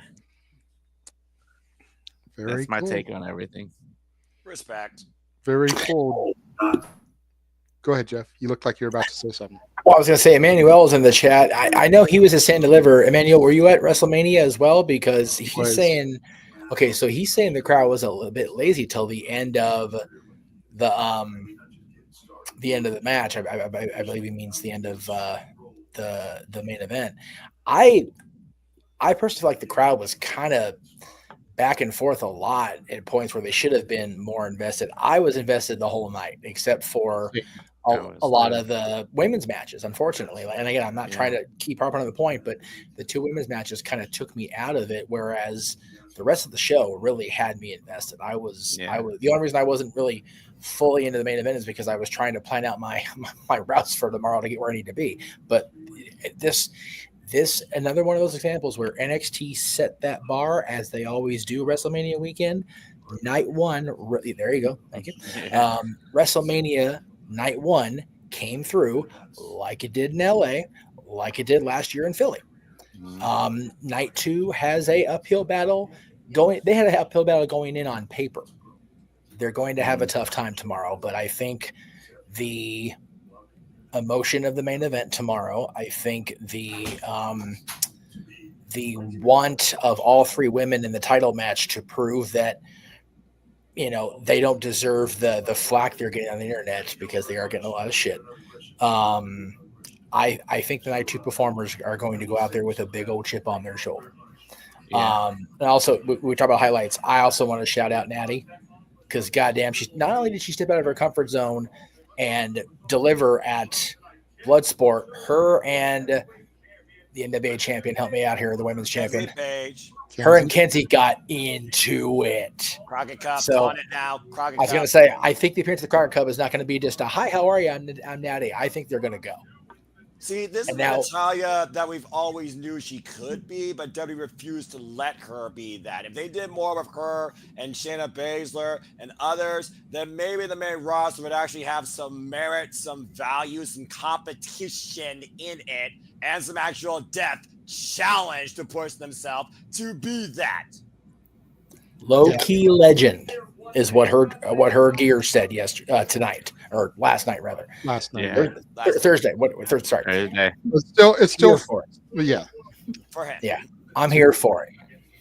And she is that. And with the announcement, which I'm sure we're going to get to now that we've kind of exhausted the WrestleMania topic, with the announcement, Natty threw it out that she wants to be involved in what's going forward. So please let her do it. Jesus Christ. But still, Yeah, that's I was going to say, James and I still haven't given our highlights. So I apologize for skipping over that. Yeah, but Did she also just make? She did. She talked about Prestige because that was really the only thing that she has other than Mania today. So Also, she can was I add on to the point about the earlier conversation that I didn't get to add on to because of the whole coffee machine going off? Yes. Okay. For like Jade and Naomi, to me it didn't feel very choreographed. I also might have been in the heat of the moment because I really enjoyed it. It felt like a fight, and that's what it needed to be. So maybe because it had that fight feel to it, I guess. Like this, to me, maybe like a little bit of the sloppiness was forgiven. They did a good job of making Naomi look really good and continuing to make Jade look dominant. Now, as for the Charlotte and Tiffany match, I kind of have to rewatch that because my interest was dipping in and out. So all I gotta say for that is thank God Tiffany retained. Charlotte don't need no more titles. As much as I love the girl, she don't need no more titles. No, He agrees. no, she and does so not. Yeah, so do most people. Yeah, as a matter of fact, I wish we could go Matt Hardy and delete quite a bit of her title history, but that's a whole other story. Right? Especially the Oscar one. We can delete that. Now we really can't see Jeff. He's moved out of the camera view. Yeah, now I'm about to say and we don't talk about that. Continue. Damn it! Freaking damn it! Oh, See, normally I would throw to James next, but I have a feeling he's going to say some of the stuff that I want to say, and I don't want him to steal my thunder. Damn it! Plus, I know he's working on his doc, so I will speak first, and then I will let him piggyback on anything I said. May I at least give my fun factoid about Joe on the air, and then then that way I don't steal any of your thunder. Your fun factoid about what? May I give my nice little factoid about Joe on the air, Samoa Joe? Yes, that is fine because that has nothing to do with anything I'm gonna say. So go ahead. All right, here we go. Ready? One of my highlights for this WrestleMania week in particular was Samoa Joe yet again establishing himself as the king of the colonies, or you could call it New England because that's basically what the colonies are. So I'm going to give a bit of history for those who are not in the know.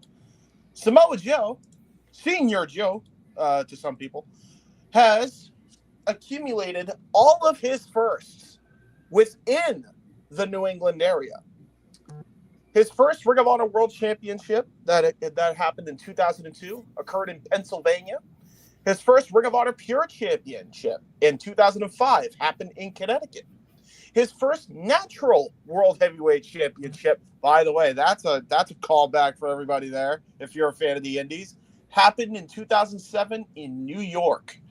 His first TNA World Championship, although I misspelled it because now I'm looking at my own thing, happened in 2008. It was in Massachusetts. His first X Division Championship win outside of Orlando, 5th overall, happened in New York City. His first NXT World Championship in 2015 happened in Massachusetts. His first WWE United States Championship happened in Pennsylvania. His first AEW TNT Championship in 2023 happened in New Jersey.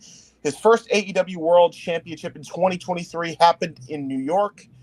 And finally, his first AEW World Trios Championship win in 2023 happened in Boston this week. There you go. Samoa Joe, the king of New England. Never forget it. There you go. Interesting. All right. And to Walter's son's point, his dad lied. His highlight was seeing Stephanie Vaquer do the devil's kiss to all three women. Oy. Especially when it got into the camera view and we're able to see the thickness of La Primera front and center. But to my thing. Sounds fun. The Natty thing was fantastic, and I was definitely going to touch on the thing with Kenzie Page because as soon as I saw that, I was like, okay, that's the match for the Crockett Cup. And to the point that was made, GCW Bloodsport and Josh Barnett did more with Natalya in 30 minutes than WWE has in the past 5 years. Accurate. Step to me. I'm fucking serious. Accurate. No lies detected. Accurate. Hey, same thing with Shayna Baszler. That's even more. Tell me accurate. when tell me when I'm telling lies. Big J, I met her in 2019 when she was NXT Women's Champion. No lies detected.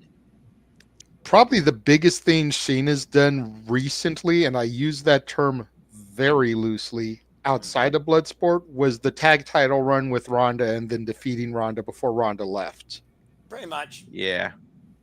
And again, recently is pretty used impressive. loosely because that was what, like 2 years ago, 3 years I ago? totally now? forgot about that. Yeah, Thank you, Port JJ. Portfield SummerSlam. I saw that live. The MMA rule is Shayna Baszler, Ronda Rousey. But my highlights for the week were the first show that we did, the GCW WWID tournament, and getting to call the action and the tournament for the future of the company here. You know, getting to call Izzy Moreno attempting to qualify, being unsuccessful. Calling Atticus Cogar attempting to enter the tournament, being unsuccessful. Thanks to Fuego del Sol. More to come on that as we go forward. But doing that show, I think, was a great way to kick everything off. Because much like NXT today was the future WrestleMania main eventers of tomorrow, that was the future NXT stars of tomorrow. So just kind of that whole full circle thing here coming through. You know, to the point where we've already seen Swipe Right on NXT proper challenging Fraxium. What a weird ass name for a team with so much potential. You know, and Walter calls them the team with the most punchable faces. Because they just are those cocky, pretty boy, arrogant frat boys. Right. You know, and to counter that, like I said on Simply Predicting, I look at Hank and Tank as the John Belushi Animal House style frat boys. Can't believe they. So it's like the best of both worlds there. You know, you got the balance of the scale. The pretty boys and the rowdy drunks.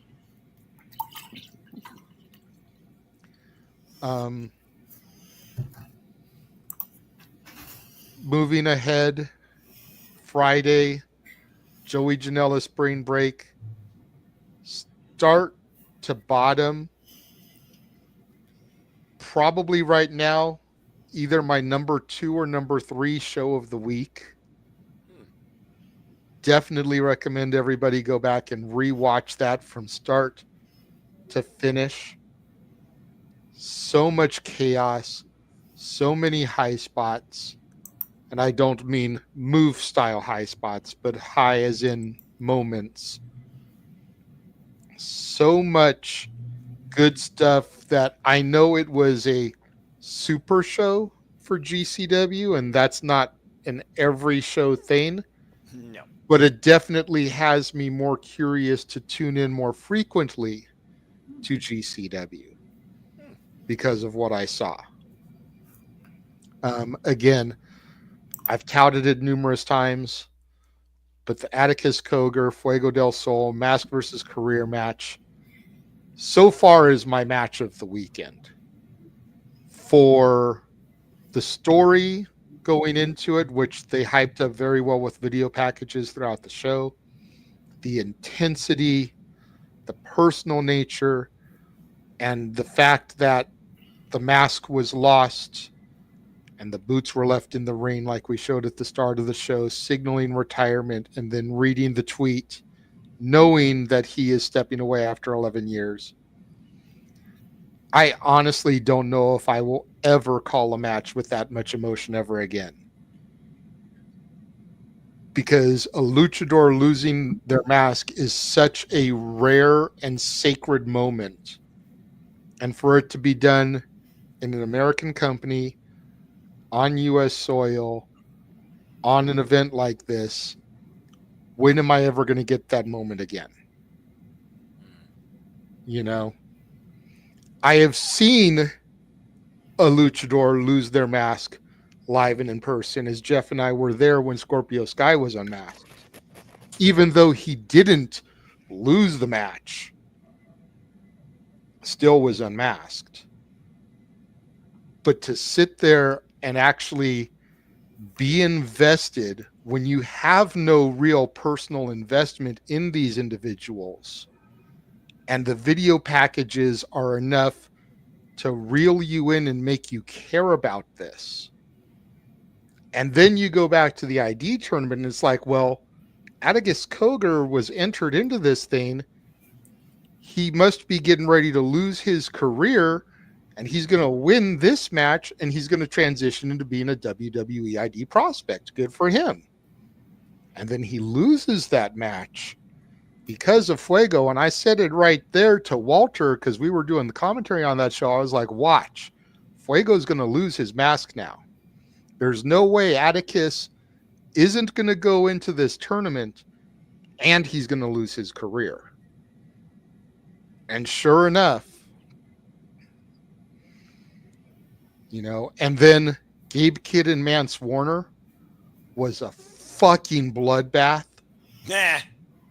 I'm not trying to make James have to stop his editing and run to the bathroom to vomit, but Mance Warner was spurting blood like a fucking sprinkler system. It was really sad. It was disgusting. It was beautiful, and it was vicious all at the same time. It was not beautiful. Any kind of sense. It was not beautiful. Hey, violence can be beautiful. Just look at what happened with Vance Warner and Sami Callihan and Unbreakable that me and DJ called. We literally saw a man's tongue stapled to a door and ripped off with a chair swing. You know, and then the main event, Sabu's final match against Joey Janela. Oh. No ropes, Oh. barbed wire. Oh, God. And holy hell. Accurate. Matches going on, and then you hear the sounds of a familiar whistle, and Bill Alfonso comes out Oh, to nice. join Sabu at ringside. And then Sabu gets thrown onto a piece of plywood with barbed wire stapled to it. And he's just getting like physically ripped to shreds. Like you can see a gash in his back. The lights go out. And Enter Sandman comes over the PA system. And the lights come up, and the fucking Sandman is there with Singapore cane in hand, with beers, and he is cheesing on his face like it's fucking 1997. Of course he is. Giving the Cheshire Cat a run for his money with his grin, breathing in the adoration. In traditional Sandman fare, the entire song plays. As does the As 1,000 people in this ballroom for an independent wrestling show are singing every word to Enter Sandman. And that's just 3 of the 10 matches. Nice. Then you got to factor in Megan Bain and Bozilla. Yes. Then you got to factor in the Wagner family versus Los Desperados. Then you got to factor in Matt Tremont and Minoru Suzuki. Say what? You heard me. Wow. Matt Tremont, Right. It was Murder Grandpa. Right? Yeah, it was also petrifying, by the way. It was just, it's why I'm saying, like, this is probably my number 2 or number 3 show of the entire week so far. That's saying it reminded me of the love and the passion of going to the independent wrestling shows. And again, it's part of why I'm so interested in watching the next GCW show outside of this weekend. You know, it was just a fantastic event. And then my guys and my girls stood and delivered this morning. I had Noah acknowledging that this is his NXT again, damn it. Damn it. Which I hear you say, wow, Ash, but I don't think you really know how severe that statement is, because when the Rainbow Bright era took over, me and Noah would go back and forth on these shows. Damn It was more garbage than the Garbage Pail Kids. Sorry, carry on. Not my NXT, damn it. Just back and forth, back and forth. And I know Noah heard it because he was watching the call. But I said to Walter on the stream, I'm like, the world is now seeing what I have seen for the last 3 years. When people couldn't understand why I liked this garbage compared to the black and gold NXT, when people had given up on this era because it was so far away from what they grew to love, I saw the potential in all these guys and girls. Some of them are already up on the main roster. Grayson Waller, Carmelo Hayes, Alba Fire, Isla Dawn before she was released, Caden Carter, Katana Chance. Some of them are still down there. Tony D, Trick Williams, you know, Braun Breaker, another one who moved up. And I saw the raw potential. And it's taken 2.5, 3 years for everybody to start coming back around. Walter was the first one to come around. Noah is the last one. And even he has now come back around. That's why this is such a big thing for me. Because he had disowned it.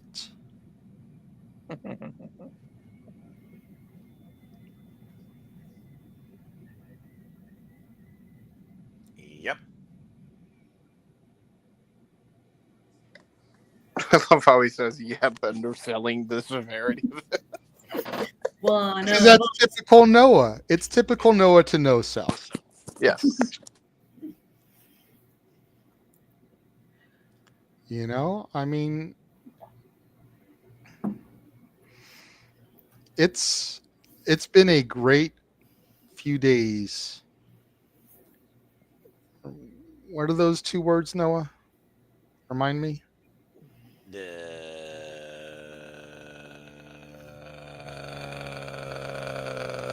God damn it.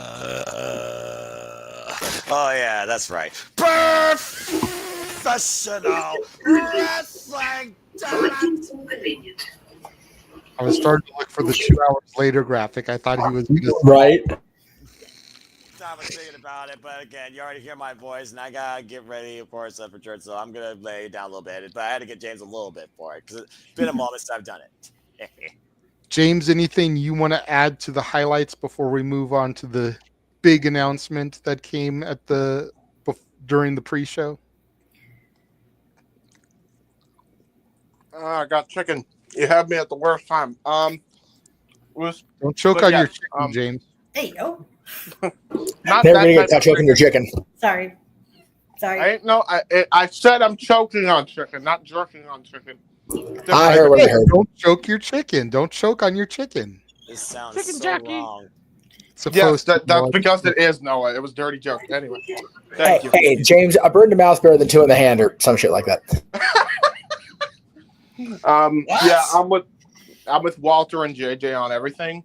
My highlights were Bloodsport and the GCW shows. Joey Janela's Spring Break was actually very surprisingly good. I had a lot of fun with both shows. It's typical with Bloodsport. All of the GCW collective shows that we covered, I really, really enjoyed, actually. Same. I was pleasantly fucking surprised with everything. Just about every company, literally WWE, AEW, etc., were all represented on those 3 different shows. Like, it was actually insane. GCW honestly might be the new revolving door for the forbidden door. No pun intended. Prohibited portal, whatever the fuck the meme is nowadays. So for me, Gabe Kidd getting 2 wins back to back on both of those shows against Josh Barnett and Mance fucking Warner, no less. And yes, the latter of the matches was horrifying and made me almost puke up my dinner and lunch and breakfast all in one. And now we get to do it again tonight, James, with the clusterfuck. Yeah, no shit, man. Like, I'm scared. Let's go, Nasty Leroy. I know he probably won't win, but I hope he has a good showing. Guy in our spaces, he's cool. He's a cool cat. Hey, you know who I want to see have a good showing, since you're going to bring up somebody we know and kind of interact with? Jeff may recognize this name. Human Tornado. Yeah, him too. He's in there. That's the PWG guy. El Snowflake. Another lucha legend there, like Juan Cena, Mr. America, and El Grande Americano. I agree. Swear on everything. In fact, rumor has it that Mr. America is in fact the father of El Grande Americano. That's right. And hey, there was never anything to fit. Well, not true, because Vince did prove it off air. So I was going to say they never proved it was Hogan, but they did. Stupid nonsense, the garden bullshit. Yeah. That was Hogan's fault, though. It had nothing to do with El Grande Americano or Chad Gable. We don't talk about that. We can rewrite history. No, you can't. Because it happened off air. I work for Disney. No, you can't. But my ultimate highlight, quite frankly, it is the one and only Podermania theme song. That I have not been able to get that out of my head. I'm going to go insane. I'm not surprised. That's going to be in my nightmares, and in my dreams, probably, just because of how absurd that was to hear that play all show long. Like, every intermission break, the transition from matches, it was just a pilot song over and over again. They literally would sometimes play it for only 5 seconds while Heather got from the table into the ring to do the next announcement, which I totally no-sold that show. Shout out to our buddy Heather Lynn. Yeah. Seeing her on screen, involved in wrestling again after all these years. I tried very diligently to set her up for an interview going into that so that we could interact and talk with her, but she was too busy. Hopefully we'll be able to set something up now once Mania's week is over. Yeah. And we can reconnect and talk with her. But shout out to her, seeing her back in the biz and ring announcing. And shout out to Chris Bay. It is TNA. Yes. It is so crazy that we were hanging out with her at Marquez's shows a decade and a half ago. Mm-hmm. It is bananas to me that she was walking out with Pierce as the NWA champion. Mm-hmm. And it just blows my mind that so much time has passed, and yet she looks damn good. Her daughter's grown now, and it's bonkers to me, dude. It just is. It's so crazy. I feel so old every time I see people from that long ago and how their lives have evolved, and it's crazy to me. On that note, I'm working on my own interview announcement. So talk amongst yourselves. We'll keep going. Yeah, and again, I think a highlight. It's not really a highlight. It's just the fact of the matter is that is that who you're referring to? That is my her. goodness. That's a previous promo pic, but she still looked damn good. Like we said, she really aged. So Yay. Sometimes time is good to you. Sometimes time tries to bring out the worst on you. So, you know. some people age since like this is my fine gimmick. wine, some age like milk. What were you To saying, be Jay? fair, since this is also part of the gimmick. Hi, Heather. All right, that's it. Fair enough. And again, seeing Chris Bay in TNA, right? He did win the international championship, and seeing Chris Bay back in Las Vegas in TNA, talk about how TNA, all of us are unbreakable. It was a very touching moment. That probably was the most emotional moment for me. Yes. My entire watch along calls, and shout out to Alfredo de Sol. Thank you for everything. But again, like we talked about at the start of this crazy nut and fudge schedule, everything this week proves why we love and are so passionate about this business so damn much. You can find something out of anything, and everything has given us about anything we could think of, and we still got WrestleMania night too. Yeah. So I guess main event time, and we're gonna try to keep the conversation to a minimum about this, because we do want to try to be off the air here within the next half hour, so James and I can refresh, reboot for the GCW clusterfuck, which we're going to begin our coverage in 45 minutes. But prior to the main show, during the pre-show, the announcement was made: WWE has acquired AAA. What? Wait, time out. You said acquired. Noah, you got all fuzzy because you spit the camera. You need to get back in focus. There we go. WWE has acquired AAA. Oh dear God, it's happening. Global localization. Everything's trying to become WWE. My life is over as I know it as a wrestling fan. What? They bought AAA? Wait. Si, senor. They bought it? And the announcement was made. That's wild. Oh my gosh. What? Wait. They bought it? Like, yes, they bought it like how AEW. They acquired the company. Yes, wholly and fully. Like how they acquired WCW, like how they acquired ECW, they acquired AAA. Was that why Conan did a whole 3-part Twitter thread earlier? Stephanie Ventura was out there. Penta El Cielo Miedo was out there. Dragon Lee was out there. Rey Fenix was out there. Rey Mysterio was out there. Andrade El Idolo was out there. Wait, so did they do this behind Conan's back, or? I don't know. Okay.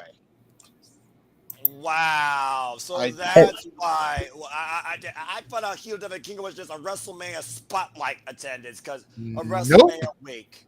Nope. What? But why is it?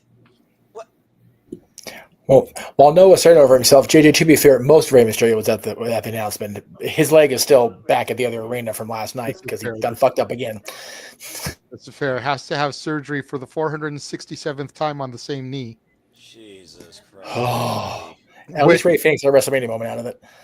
Which is going to make this all the more interesting. Right? Dude. Especially since, is that not Alberto El Patron? See. And is he not blackballed from WWE? Yes. I mean, unofficially, yes. So, yeah. So that's going to make that even more interesting. Awkward as fuck, too. That's especially if Paige comes back to the company, as is rumored, now that she's gone from AEW and is no longer elite. This is scary, weird, and somewhat intriguing all at the same time. But this also takes me back to what WWE, particularly Triple H in the bygone era, tried to do in his own words: global localization. NXT Europe died. This being brought to us by NXT and AAA. Is he trying to build NXT Mexico? Don't know. Doesn't have to if he's got AAA. However, this leads credence to the fact that WWE now may have a major show in Arena Mexico very, very soon. That's crazy because AEW, I think, announced Grand Slam for Arena Mexico, and they're working with CMLL. This just got a whole lot more weirder. Just think about this for a minute. Just consider all this. 2 years ago, we get the official announcement about the merger, right? WWE and UFC are now one of the same company. Right.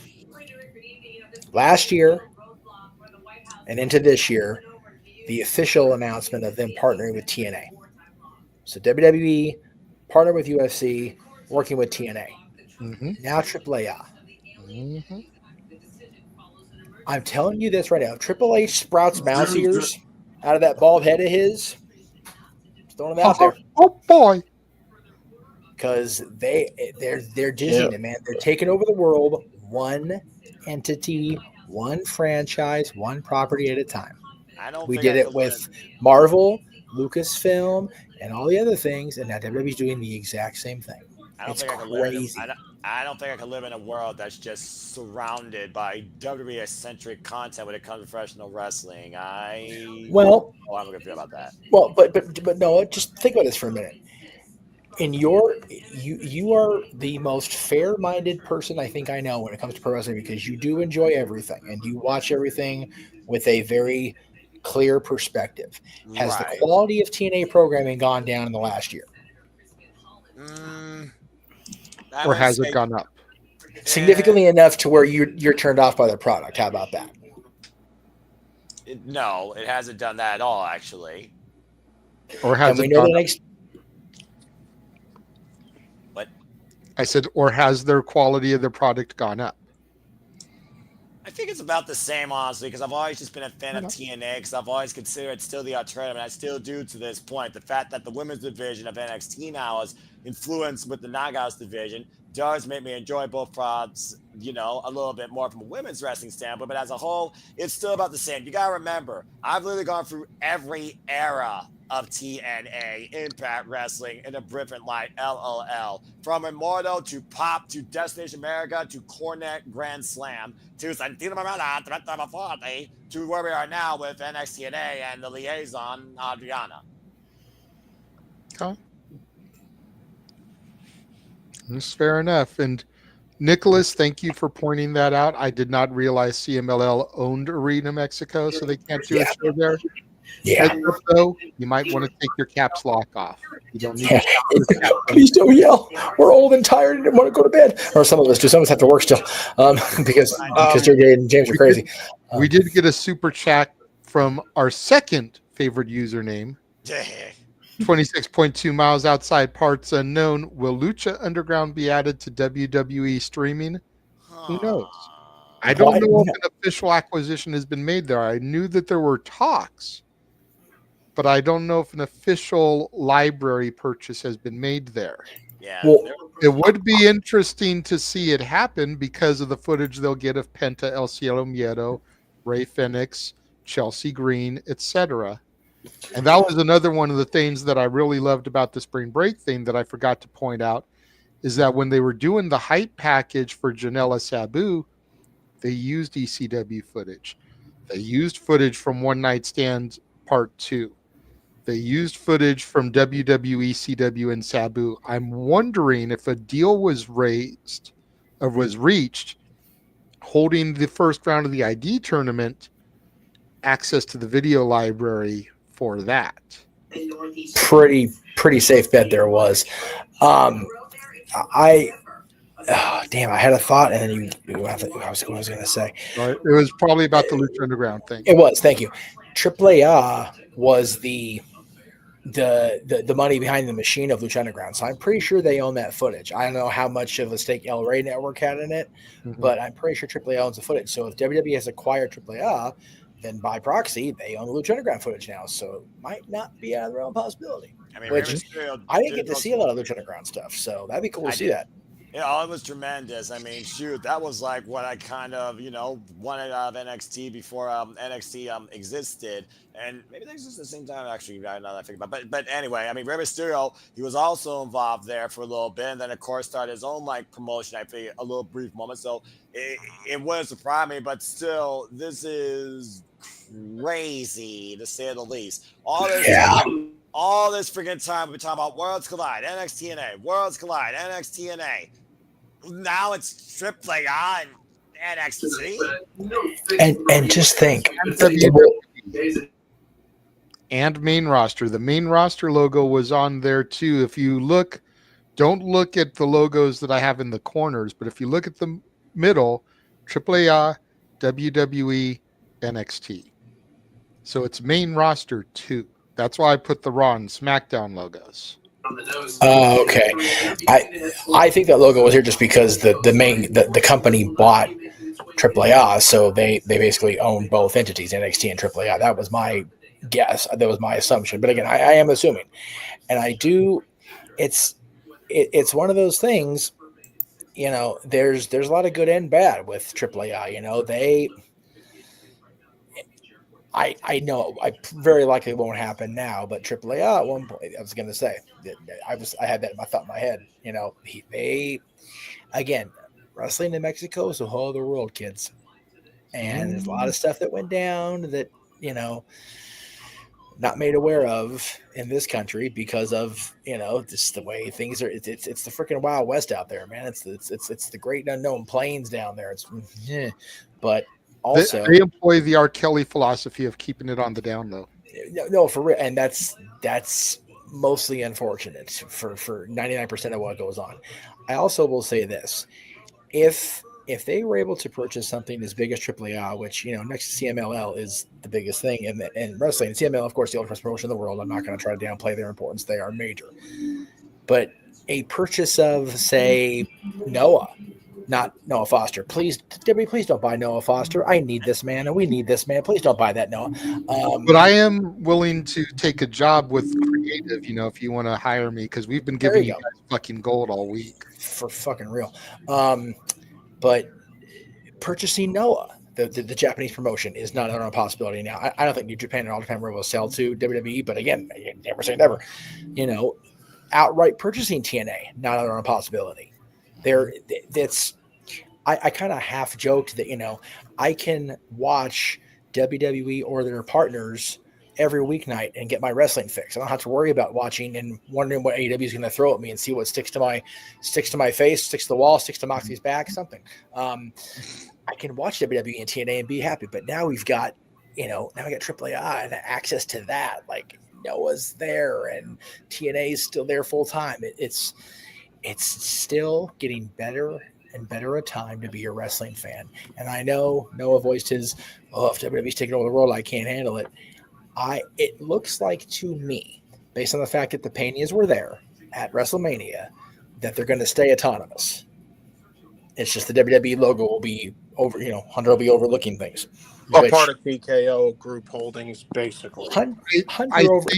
I think it's all a part of the grand plan that WWE is trying to be the global force in sports entertainment, like they've always touted themselves as, but they almost never ventured outside of the country. Then we had the Saudi partnership. Then we had the Clash. And now, ever since Triple H kind of took things over officially like 3 years ago, we've been seeing that expansion. Backlash in France and Backlash in Puerto Rico and shows in Ireland and Scotland and Australia. And now we've purchased AAA.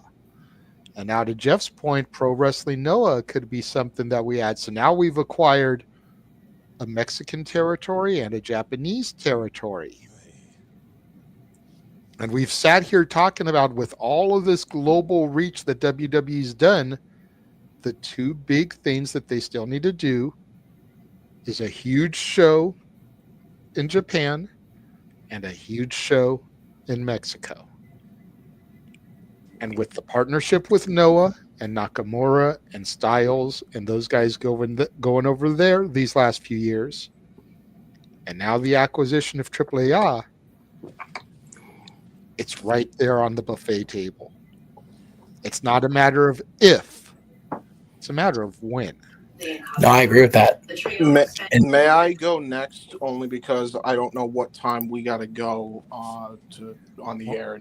I didn't actually ask you, but No, but I did say at the outset of this thing that I'd like to try to keep this to about 30 minutes because in 45 minutes we needed to be on the air. So okay, fair enough. So that will give me plenty attention, James. Okay, so I'm gonna be quick then. Good. Okay, there's positives to this because positive is there's a lot of good crossovers that we can get with the luchadors in AAA over to WWE. Potentially a Cruiserweight Classic 2, which I have been dying to see one since the last time they did one, which is quite honestly probably WWE's best tournament they've ever put on. That's maybe probably top accurate. 3 tops. Probably accurate. So that's positive.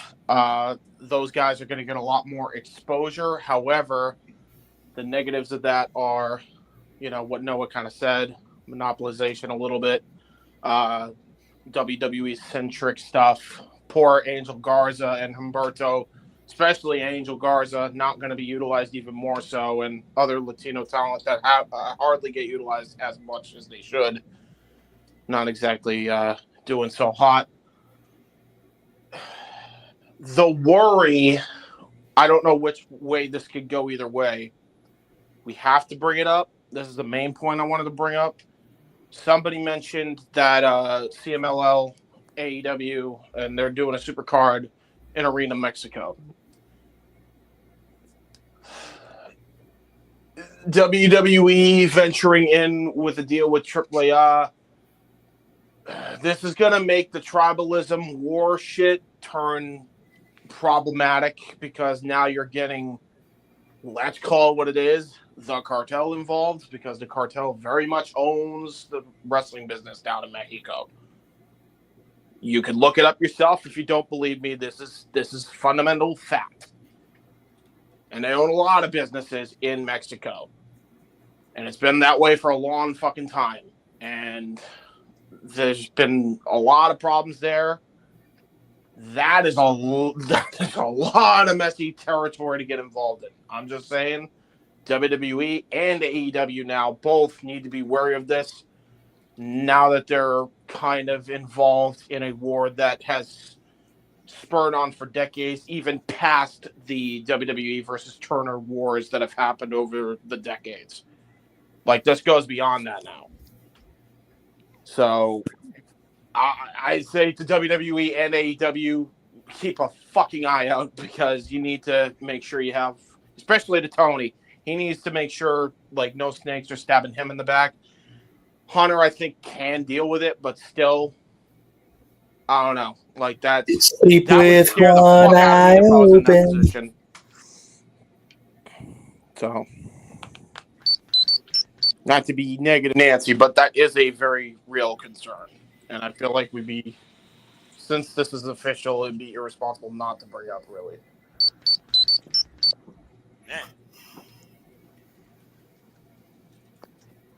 Coming your way. Hello, Priscilla.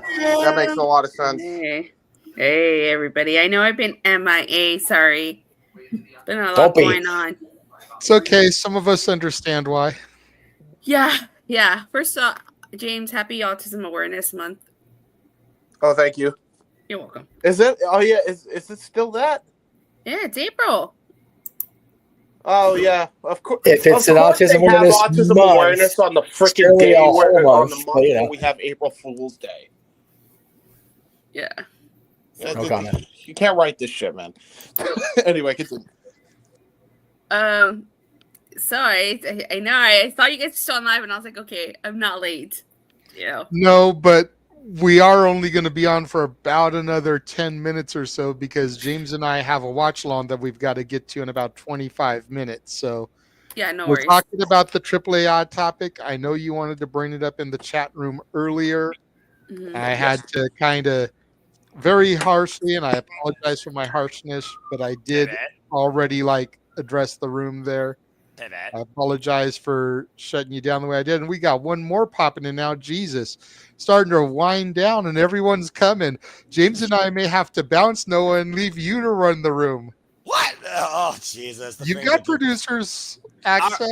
All right, fine. If need be, I'll step up to the plate. Fine. Hell yeah, let's do it. Let's do it. Popping into the room now. Before Datella speaks, though, someone who is actually at Stand and Deliver at night one of WrestleMania. Oh, is it Arlene or Emmanuel? One half of Los Domingos is. Yeah, we can't. Yeah, we can't. What's up, Emmanuel? Emmanuel. Oh, good Lord. Hello. Don't start speaking Spanish. Don't confuse me. I'm already confused enough with El Grande Americano. Don't confuse me anymore. Did Allegiance El Grande Americano and El Renegado de la Lucha Libre both had you some fluster today. Damn it! Anyway. Hello. Cameo. Yeah, So go ahead, Datilla. We'll let you go ahead and speak on the AAA thing since I know you wanted to mention it in the chat room again. Apologize for being as harsh as I was. No, it's okay. I mean, when I came in, I wasn't aware that you made that announcement. It kind of just popped in. No. So what are your thoughts on the big news? I was surprised, honestly. Did not see it coming. I was like, first of all, I looked around, make sure there was no flying pigs, and I'm like, did hell freeze over here? You know. But the fact that they bought DPA, I'm like, okay. And then they had El Hijo de Vikingo there. So, like, I'm just so curious to see where this all leads to. And I'm surprised you're doing a Worlds Collide with DPA, not TNA. Since we've been asking for that for a while. They're still partners. They may be there, too. I was going to say, it's always possible they'll get added to it. And the funny thing is, last year at Hard to Kill, when Scott D'Amore was still there, they had announced a partnership with DPA. So, which really didn't go anywhere, right, Noah? No, it did. Literally. Yeah, literally didn't go anywhere. I wonder if that's part of the reason D'Amore got ousted was that deal. Who knows? Because of the fact that it went nowhere after he left. That's why I speculate that. It's a fair speculation, though. Yeah, I mean, even when he was still there, it still didn't really do anything with DPA, though. Except for, like, they did those tapings. But they did those tapings before they announced a partnership with DPA. Correct. So, I don't know about Emmanuel, but I don't watch Lucha Libre. I don't really know much about DPA. I know very little about Lucha Libre. I know. You're thinking you're a Latina of Mexican descent. You don't know anything about Lucha Libre. No. What made you think that? No one would assume that. No. Personally, I don't watch Lucha Libre. I don't. But I have seen, and I am familiar with a little bit with the style. So I'm definitely curious to see how the Lucha Libre style meshes with the WWE style, considering, WWE has their own style and they expect a lot of international wrestlers to adapt to their styles. I'm very curious to see how this is going to work. But I'm excited, very enticed to go to that Worlds Collide pay-per-view.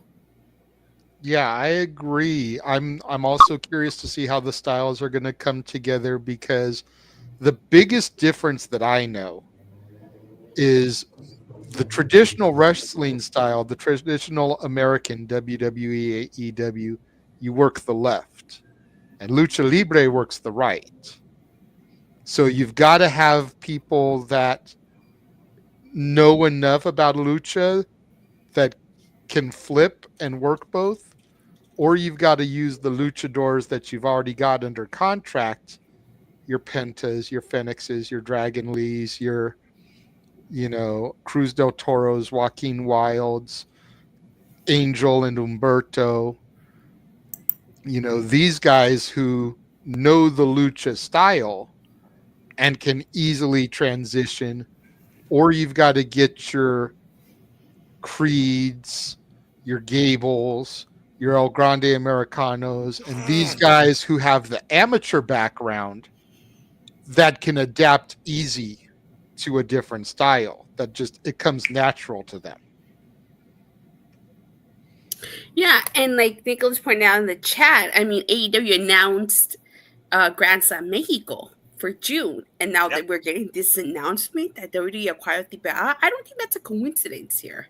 Especially since that announcement for Grand Slam was literally fracking made this week. Mm-hmm. Mm-hmm. How convenient. Right?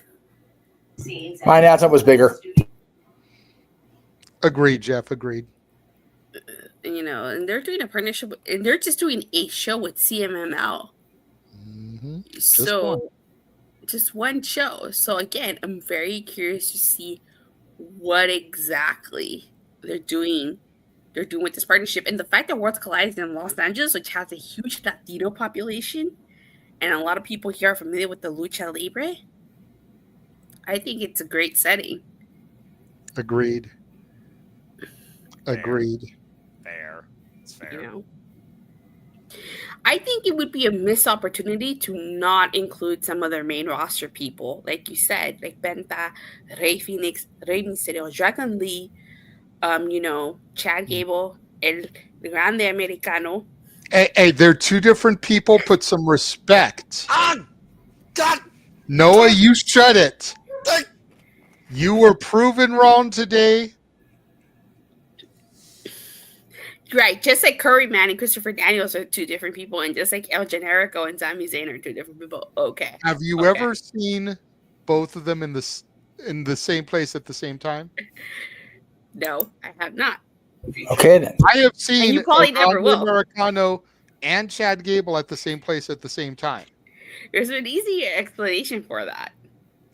Yeah, there is an easy explanation. Charles said it right here. Because it's not Chad Gable. He says gracias, and Chad Gable says thank you. Gracias is Spanish for thank you. You're telling me that El Grande Americano cannot be inspired by the great amateur wrestler Chad Gable? Oh my god. Oh god. I'm just saying. Just please focus on the conversation. Oh, good grief. Oy. But anywho, back to the question.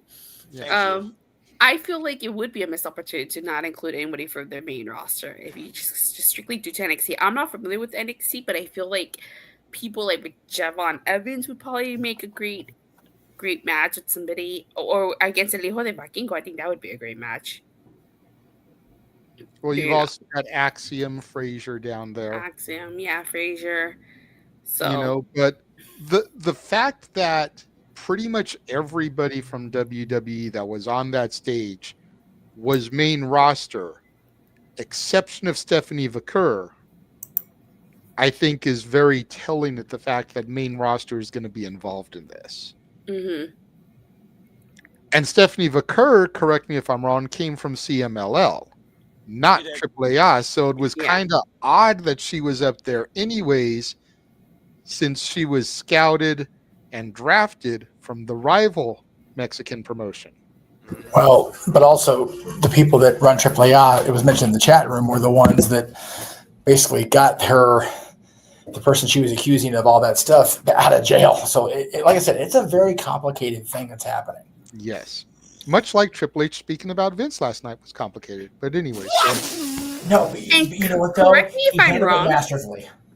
Correct me if I'm wrong, but during the press announcement, did Triple H skip over Joaquin Wilde as he was going everybody down the stage? Emmanuel is saying yes. I'm not sure because that announcement was happening right as I was getting ready to come on the air. I was napping. So I wasn't there watching it all. I was getting my drink. I was, getting everything situated to start. So I caught part of it. I caught the Worlds Collide announcement. I didn't catch the acquisition part of the announcement. So I saw the announcement in full. I saw the announcement in full. Can confirm they did skip over Joaquin Wilde, and I'm pissed they did. Yeah, he was on stage too. Well, Joaquin Wilde really isn't Latino, so. So maybe that's why they skipped him on purpose. So.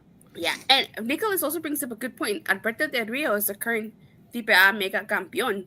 So are we going to see Alberto Del Rio back? Doubtful. We did mention that when we first started the topic because I showed the Triple Mania graphic And I posed the question because I wasn't 100% positive, but I thought that was Alberto on the graphics. So I asked, I was like, is that not Alberto Del Rio? And it was confirmed to me. And it's like, is he not blackballed from WWE? And if he's allowed to come back and Paige is supposedly on her way back after ceasing to be elite, that's going to be interesting also. Yeah, that's considering what Alberto was accused of doing to Paige. As James would say, that's a lot of shit going on there. A lot of shit going on in that place. And damn, and fucking hell. Either. No. And Marty Scroll, to Nicholas's point, is part of the company. Right? Fuck, dude, I forgot Marty's there. Jesus Christ. I guess just one last point is I'm definitely looking forward to this. We still don't know, again, what this partnership entails. We didn't get any details besides the Worlds Collide announcement. Definitely looking forward to this partnership and see what they do. I would be curious to see if we get any deeper out wrestlers in NXT or even on the main roster. I agree. I don't see why they wouldn't at this point. Well, it is 10:30 here on the West Coast, 1:30 East Coast where Noah is. So I am going to officially tag out to Noah here and allow him to take control as James and I have a watch-along to begin in 15 minutes. I want to thank everybody for joining while I've been on. Stick around. The show is still going to continue even in my absence. Oh, shit. Again, to the 150 plus of y'all that watched the watch along with us earlier today. Hell yeah, dude. Thank you. Over 100 of that was just on Walter's X account because we were on the X and the Twitch as well, which we usually don't do. Right. So any of y'all that are in here that were watching on the X, thank you, thank you, thank you. Even if you're not watching this and you were on the X, thank you, thank you, thank you. We'll be back again tomorrow for night 2 of WrestleMania. James and I are about to depart. In the Shenanigans folder in the videos, there's a video called Cluster F trailer, which is the most recent watch along trailer. Feel free to run that at some point, Noah. But I leave the show in your good hands, good sir. Great hands now. Yes. You can be John Skyler. I'll be Jason Hodge, Noah. God damn it. Let him host. I'm passing the reins off, so it's okay. Yes, I know they've changed the name to Great Hands, but I also know Noah doesn't really care for that tandem. So good hands. I love the Great Hands. So do I. Great hands for tag team champions. Damn it. They're below average hands at best. Sorry. Come on, James. Get out of here. All right, bye. All right, okay, fine, Noah. You can be Jason Hodge. I'll be John Skyler. I don't know how I feel about all this. If you just want to produce, Noah, I can run the MC sort of things, because especially since we can pass on to Manuel, who has the live perspective of the day for all of us. I was about to say, I'm fine doing this 1.5 times a year. You know me, team player, jack of all trades. It is what it is. But yes, it is I, the simple man in the hot seat once again. We're not playing millionaire, but as Natilla has shared her thoughts on the current biggest acquisition, the word of the day is acquisition. In case y'all don't know what that means, go get a dictionary. But basically it means... God damn. So, look, America reads at 6th grade level, okay? They could use a dictionary versus a phone in their hand. I said what I said. Read a book, read a rook, read a motherfucking... Sorry, there we go. I'm pretty sure Canada has a higher reading IQ than America. So that being said, why don't we go ahead and hear from our Canadian friend Ash regarding this. Ash, just to put in perspective, Jinamo, he was Dean Indian, but he's Canadian. When WWE tried to push forward globally into the Indian market, they gave us one of the worst years of our lives in 2017. We don't talk about that like we don't talk about Bruno. So that being said, first part you mentioned? What was that? Yeah, first part you mentioned, you kind of cut out there a little bit. It's a story of my life. Also, my voice, my head's. So acquisition. Again, this is legitimate. The last time I see WWE doing a ploy like this of culture was when Jinder Mahal was the WWE champion, worst decision ever, in 2017, trying to pass off to the Indian market of 1.3 billion people. Right, even though Jinder Mahal is Canadian, he is of Indian descent. He is of Indian descent, though, so that India is part of his culture, though. Yeah, but let's be honest, they didn't really focus any of that. That went nowhere. At least with Triple H, I can believe that this is going to go somewhere. But what do you think about this? Have you followed Lucha Libre at all outside the superstars you see in AEW? You watch New Japan Pro Wrestling, so you have to know a little bit about the CMLL influence and the New Japan style. What do you make of this acquisition? Then we'll go to Emmanuel, get his thoughts. I'm interested to see how this plays out with how it plays out, how they're going to incorporate the Triple A wrestlers into the WWE side of things. And I understand the people's, concerns about WWE's possible globalization and becoming another oligopoly, because let's be real, WWE is not a monopoly. Would you like to know the difference between a monopoly and an oligopoly? Do you guys have time for that? Yeah, go ahead, educate us. We already had enough education here, so why not? Learning is lifelong. Go for it, Ash. Okay. I have it saved somewhere, but now I can't remember where, so I'm just going to do a quick Google search. That's tremendous. That's tremendous. Oh, damn it. Sorry. Okay. Oh, shenanigans. We're so forgetting. An oligopoly is a market structure where a small number of firms dominate one industry, possessing significant market power to influence prices and market conditions. So WWE. Example. Okay. So not a monopoly. Because if they're a monopoly, they can increase market prices and shareholds.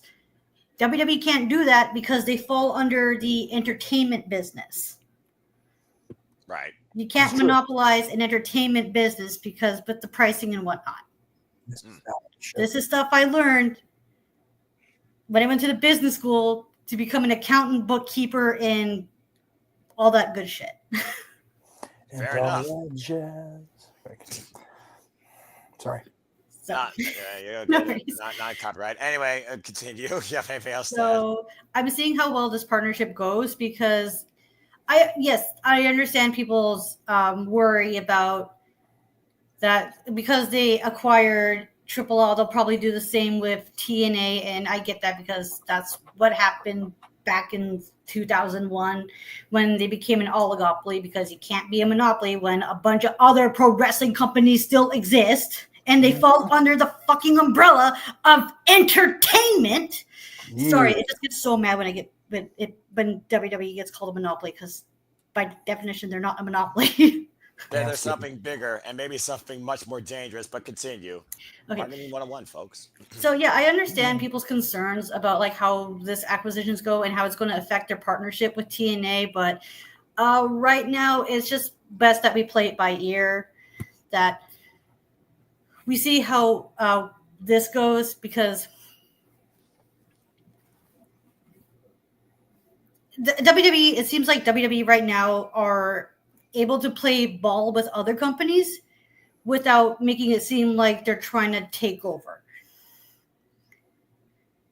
Because if the partnership with TNA is proving right now that, yes, WWE is able to play ball and both parties are benefiting from the partnership, maybe the same could happen with AAA acquisition. Maybe I'm being too positive on this. That's just how I view it. But I totally get people's concerns about the whole thing. So I'm just going to see. Let's just see how this partnership goes before we do some crazy ass pearl clutching here. And I totally understand why people feel the way they do. I'm not trying to demean or invalidate people's opinions on it. That's fair. And at the end of the day, it's all opinions unless you literally wear a business suit and have stock options and what WWE is doing, or you're inside that boardroom where these acquisitions are being literally put in pen to paper. So we're going to have to look at this summit because this is really crazy. But yeah, it's just one of those things, though, where I go back to John Moxley subtly talking about back in the close of Renee Paquette, we're just one mistake away, one mistake from a monopoly basically happening again. Didn't really say that necessarily, but to your point, WWE almost feels like that, but also based on the actual terms of your economics class, folks, you will see that WWE is different than that, but also much more dangerous and bigger than that. But yeah, it's one of those things where I do think, like the NXT TNA partnership, there has been that subtle superstar spotlight given to TNA for more exposure, while the TNA talent is able to basically test themselves here with NXT and vice versa. So I can kind of see this being similar, but the fact that this is going to have main roster influence, it almost feels like international house show where Nick Khan likes to do more of the big four, big five globally, internationally, and that's kind of been the vibe of the WWE as of late when they do those type of things. The audience makes the shows, but you might as well be paying for a house show at a different international market price. That being said, let's go ahead and hear from the last. Yes, Ash, I see your hand real quick. So I was able to find the thing. Yeah. Where it says how wrestling can't be monopolized. So according to this person, and the sources that they are unable to find because it's been archived and deleted. Oh my God, my thing's blinking. Okay, so anyway, according to this person, you can fact check if you want. Wrestling can't be monopolized legally because anyone can create a company and there is no market price to control entertainment. Is no market price to control since entertainment isn't a physical product. And this person provides an example like a monopoly would be me owning a majority of the oil companies in America and I can set the price for oil myself outside of the free market once you completely control the market for a product and free market to no longer exist is a monopoly. Yeah, an actual visible product versus an actually themed content of something bigger. And your Damon had to pass go and collect $200 to understand that. All right. Well, fair enough. Thank you for that, Ash. And again, folks, Business Class 101 will be back in session next week. Professor Ash, we'll see you there shortly for your next lesson on microeconomics as we went macro. All right. Well, let's go ahead and cover the other person we haven't heard so far regarding this. The other Latino, Emmanuel Dominguez. It's good to see you. First off, I hope you had an enjoyable experience live at Stand Deliver and WrestleMania. We'll get your live take here after we conclude the conversation regarding this topic and go from there, where pretty much might as well be shenanigans after hours. What do you think of the acquisition by the WWE with the AAA promotions? And what do you think it could lead to with the fact we got Worlds Collide as kind of like, I would say, the kickoff point to really showcase this acquisition? Do you think it could lead to more maybe Raw and SmackDowns down in Mexico? Do you see more crossover? What do you make of this? Oh.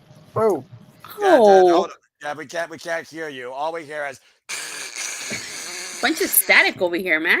A lot of static. I'll let you figure that out, and then you can message us again. Sorry about that, folks. That was worse than the teacher from Charlie Brown with a trumpet.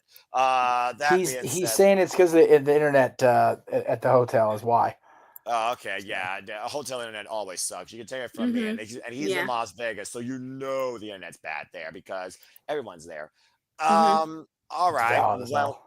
Yeah, as he tries to figure that out, if he can't, it's okay. We'll figure this out maybe another day. Maybe I can get a pre-conversation with him ahead of tomorrow. But yeah, I guess, again, I don't want wrestling globally to only represent the style in WWE. As we try this one more time. Try again. Speak and say your piece. Hello, can you hear me now? Sorry, say that one more time. Oh, no, it's Manuel. Sorry, go ahead. Can you hear me now, Manuel? Can you hear me now? Can you speak? Can you hear me now? This feels like one of that Verizon commercial. Yeah, right. Seriously, I'm through T-Mobile, by the way. That's a whole different rant on phone conversations. I remember one time James rented about an iPhone 6 that was a piece of shit and a different phone that was a piece of shit, but I don't remember the other phone. I still have an iPhone 7 Plus, so I'm way out of date, and I don't even have a speaker. I can't talk to anybody unless I talk through text. So anyway, again, Emmanuel, you want to try and speak, just say hola or something. NXT. Hello. Say El Grande Americano. I don't know. This is weird. This is freaking weird. I'm about to say, get a Grande Americano in here, and then I'm going to deal with 3 Latinos. Anyway. 3 Latinos. See, you acknowledge us now, Chad Gable. See? Yeah. Can't get Arlene. We can have 3 Latinos. Oh, good grief. That's too much Latino madness for me. You Latinos are crazy. Anyway. Yeah, that's wild too. No. That's accurate. Well, Yes, that's accurate. Y'all crazy. Bailey proved it. Stephanie Valkyries proved it. Booker T having an out-of-body experience with half a brain during NXT Stand Delivered. Jesus I Christ. like it. I like it. The only relevance to him is MC and Trick Williams' theme. Anyway. This is weird. This is more awkward than Ash left on Prestige by herself. Right. Yeah. Should I just do the time card thing? Why not? Why not? Fuck it. Go ahead. Do you want to try and speak now, or are you still having Hold your peace? Speak I now. thought a wedding. For Wait a hold minute. your What the hell are we peace. doing? Do you hear me now? Yes. Yes. Golly. See, since we're on the topic of Lucha Libre, see. Yeah, I'm about to say. Okay. Yeah, why don't you go? Yeah, for go ahead, tell the me. Triple A acquisition, it's like indifferent. Like I feel like they could probably use them in NXT for the majority of the partnership, because I don't think that many people will know the Triple A wrestlers as much. So they're gonna try to be like kind of like TNA in a way. I mean, like it's gonna be like a rough day for Mexicans, because they always say WWE is not the real wrestling. Now they have to kind of accept the fact that WWE is gonna be like working with them. Like it's no longer gonna be like part of wrestling. Like they always say, "Oh, the Triple A CMLL is the real wrestling goes. This is not really rigged or bought," and it's going to be interesting how it's going to be, because now they actually retire and step back, or then maybe teach the younger wrestlers how to wrestle, because that's the major part of the problem with WWE for years, that Rey Mysterio was the only man for Mexico to be highlighted. Now there's so many Mexican wrestlers that it's kind of hard to break out the shout from Rey Mysterio. Now we have Penta, Rey Phoenix, and etc. That maybe finally he could step back and enjoy his retirement and see where this goes. I mean, again, Rey Mysterio is a WWE Hall of Famer, and usually think Hall of Famers, they are retired from in-ring competition. But to your point, Rey is still going. But I also think Rey might be wrapping up, because I don't know how much more his knees can take. And again, I hope Rey's okay after what happened with him on SmackDown. But as somebody that literally kind of put the perspective out there of how this is the real wrestling, Michael Cole has said verbatim, WWE anymore is not necessarily wrestling. We're redefining storytelling. We are storytellers. Do you put storytelling a lot in the style of Lucha Libre? Do you expect the element of storytelling out of Lucha Libre outside the hair versus mask and AAA?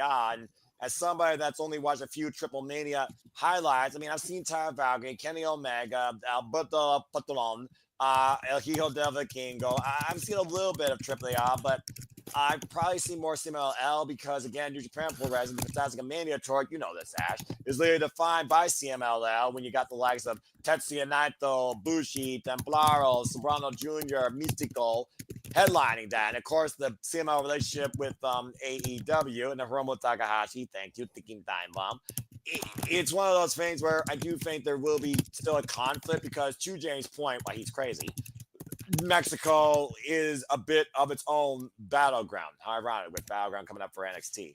So, yeah, I think that Worlds Collide is going to be very telling on what WWE wants to do with acquisitions like this for the betterment of not just the business, but maybe the promotion they acquire too, versus their own brand.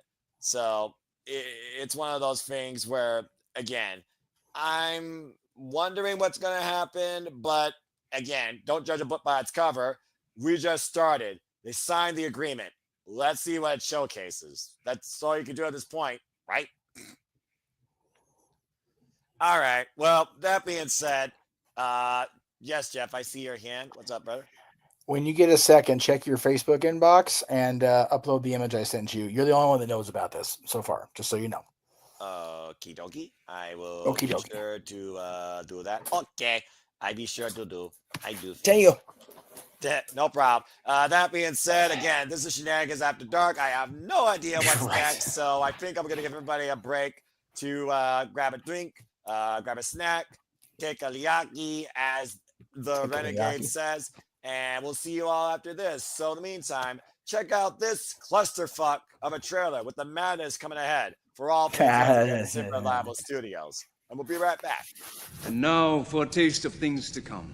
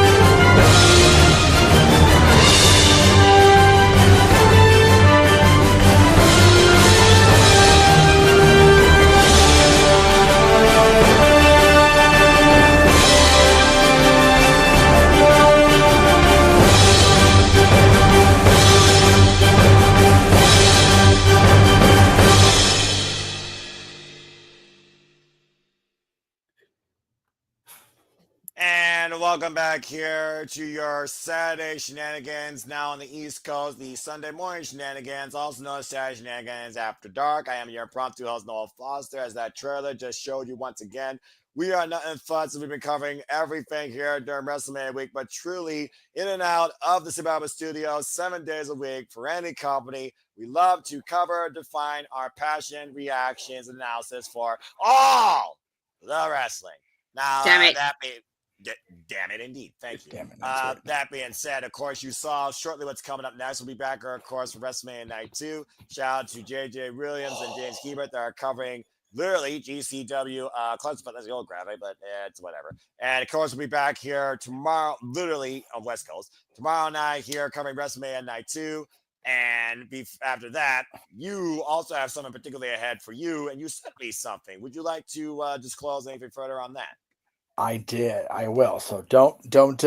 I'll let you know when to actually post it. So I've been, JJ scored us a major interview with Tiffany recently. I was so happy for him and just honored to be let in on the surprise before the world got to know about it. And I've been trying real hard to book an interview.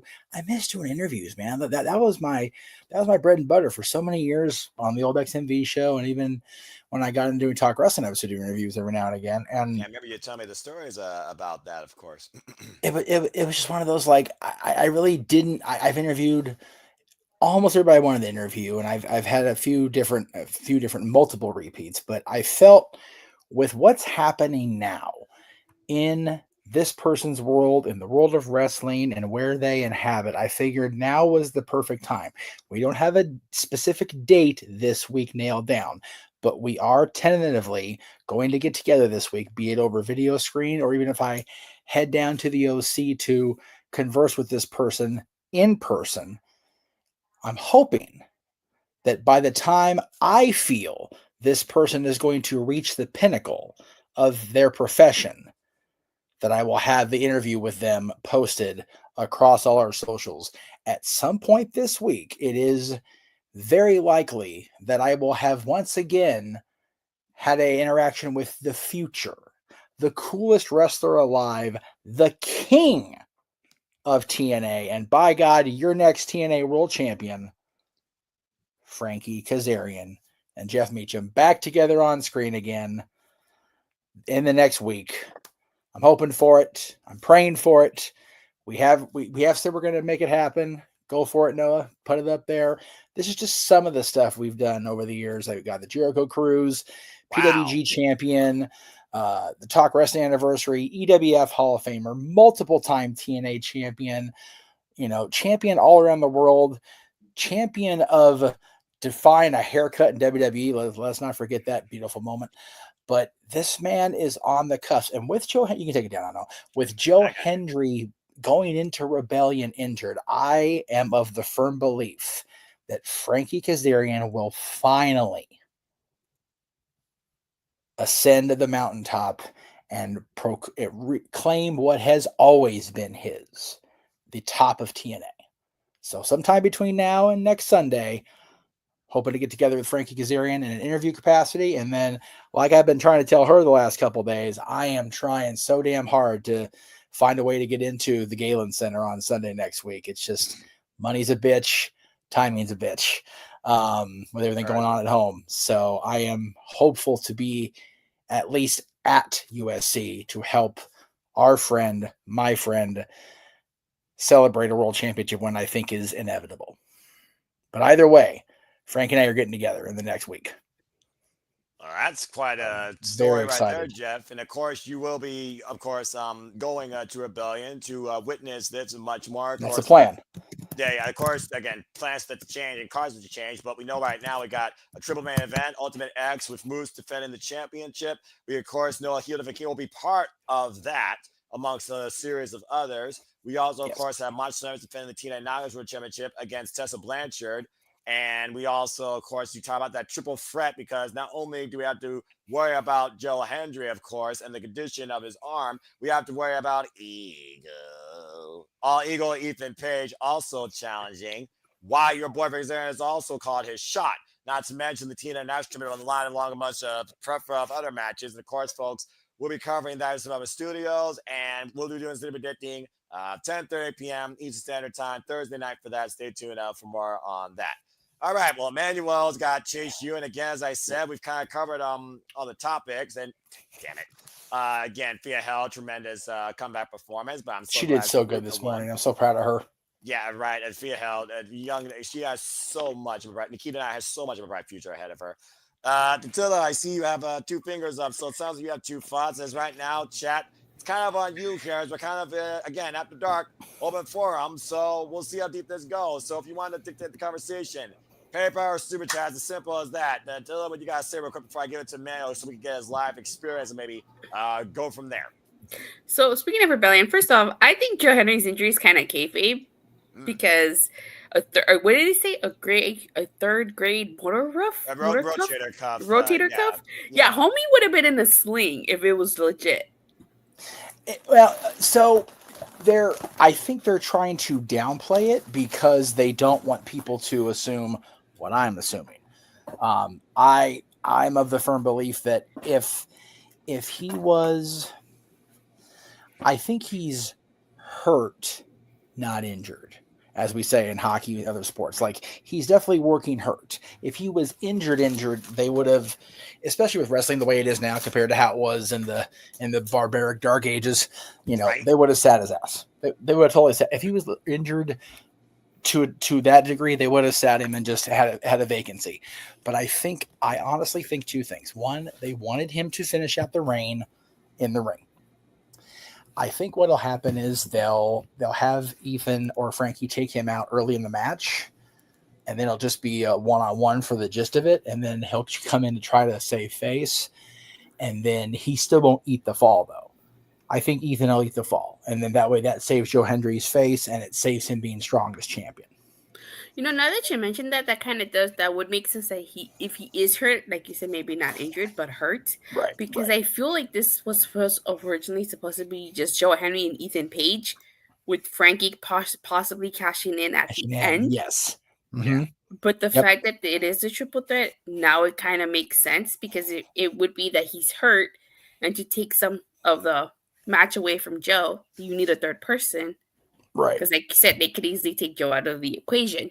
Yeah, They that could. way he's not as punished as much. I kind of like how NXT had Javon Evans and the Obafemi and Trick Williams, and that two-person dynamic at times where Javon took on the ruler, Trick took on the ruler, Javon and Trick took on each other, and some of those dichotomies of the triple threat tend to happen based on either preserving somebody or telling a story. I mean, the biggest definition of that was the incredible triple threat we saw last night, one of the greatest triple threats I can probably recall we've seen in WWE, for being perfectly honest, based on the stories that intertwined all three men. It was showcased tonight. And Paul Heyman, the puppet master himself that's dictated this since day one, I stand by that. I think it all came to fruition. Maybe Seth now has vindication, but again, different conversation. You threw me off when you said last night. I'm like, what? On SmackDown. Again, I'm East Coast. I'm East Coast. Yeah. You gotta remember, I'm East Coast. So another thing, and I guess you could talk more about this when you do Simply Predicting, Elijah's Open Challenge with the rumor that there's a couple of international signings and Naito leaving New Japan. You think he goes to TNA, or you think he more likely goes to Naito left New Japan. No shit. Yeah. I sent the news to Noah. Yeah, about to say, to bring it up a little subtopic here. So we've talked about AAA, Mexico, CMLL, Fantastica Mania. One of the biggest people that influenced the CMLL connection with New Japan, with Fantastica Mania, was the unguardable himself, Tetsuya Naito. Yes, Tetsuya Naito is officially leaving New Japan Pro Wrestling literally next month. So he has not renewed his contract, but again, a man that's done everything, knees as brittle as dust, two bad eyes. I'm not sure what else he has left to prove to himself why he looks to do everything before he retired. There's still a speculation whether or not Hiromu beat him at Wrestle Kingdom, and Ash can speak more on this, that Naito would have retired. Since they lost the tag titles, though, I wonder if that was like the last, straw for Naito to finally make him say adios. But an idea of him showing up in TNA just for one night, it's not too far-fetched, I think, but I honestly just don't know if Naito has anything else he wants to give to the business, let alone needs to give. But Naito, Bushi, and Jeff Cobb are all leaving New Japan Pro Wrestling. That's wild, dude. Yeah, I don't see Naito or Bushi joining North American products anytime. Any of the North American companies anytime soon. And when I say North America, I mean I'm including all of Canada, the United States, and Mexico as well. Yeah. Because usually I try not to say, like, when I talk about North America, I try not to lump in Mexico because they have like their own unique pro wrestling culture that's very separate to Canada and US. That's accurate. However, Jeff Cobb is an interesting case because he seems like he may be WWE bound, and he fits perfectly within WWE. Although you never know if he could also fit in, like, go to AEW. So I'm interested to see which which US-based company Jeff Cobb signs to. Yeah, because Naito seems like he's out the door. He's done because much like you said, Naito's really done everything. Like, what is up for him to do in Japan other than go off into the sunset, because he's like super banged up, like how Tanahashi's banged up. Right. Yes. Whereas Bushi and Jeff Cobb, on the other hand, they can still they can still continue on with their careers wherever they may end up. Yeah, I guess we'll find out soon enough. At one point, Jeff Cobb says, I'm not in this for the money. I'm in this to be happy. But again, previous regime, previous mindset. New regime, different mindset, it may seem. Maybe people think he is WWE bound, but we shall see, as he did post a little subtle then, now, forever with the New Japan Lion Mart logo in the picture. What does that tell you? I guess we'll find out here soon enough. All right. Well, that being said, like subtopic conversation, let's go ahead and segue into a little bit of live analysis from the man that's in Las Vegas. Of course, we always appreciate our Dominguez. And while his internet is trash, Wi-Fi, it may be unstable. Emmanuel, if you can give us maybe one takeaway from your day one experience, go ahead and try to before you can finally get some rest and maybe get some stable internet come tomorrow.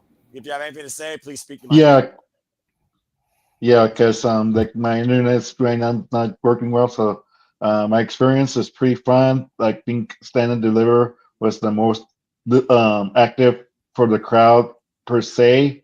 They were really hot. Like everything they did was like it was on the spot. Like it was fire. But like when we went to WrestleMania, the crowd was kind of like I'm not sure if they were too tired from the convention or they were just they didn't care about the card. They're like iffy. Like I'm not sure. Like because they were hot for Jey Uso, then the rest of the card they were like they were moving around left and right, like doing their food restaurant breaks and everything like that.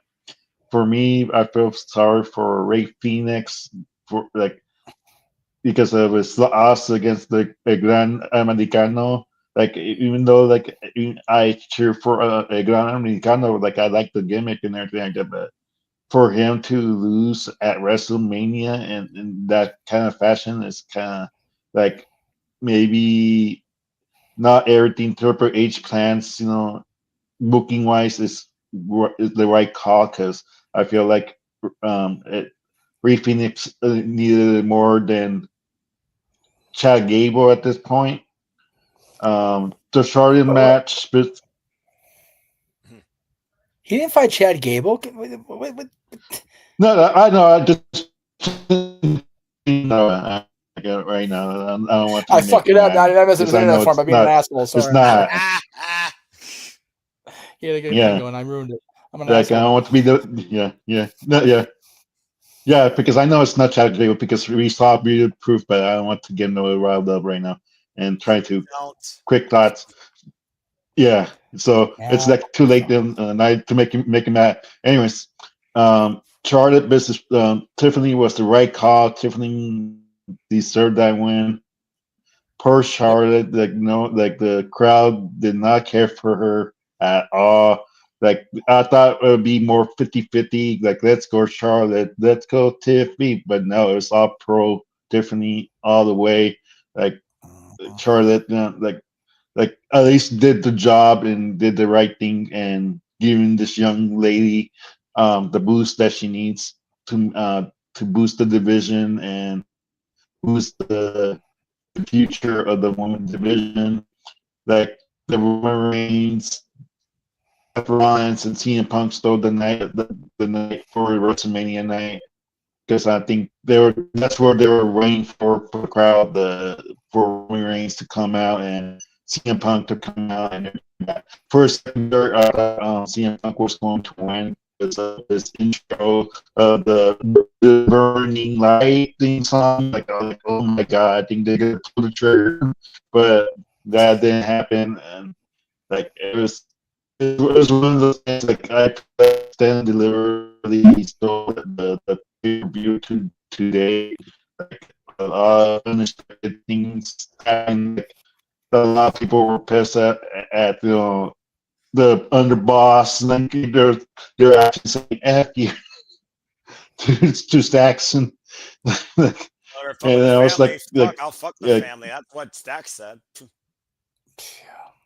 Yeah, exactly. It was like one of those. That was a WrestleMania moment for the D'Angelo family.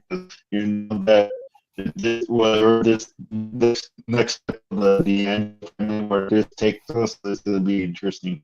Yeah, and hopefully I'll talk to you more. Yep, I hear you. He said, I heard that last line. I know you're in as bad. I know you want to talk more, but I hear you saying you'll talk to us more tomorrow.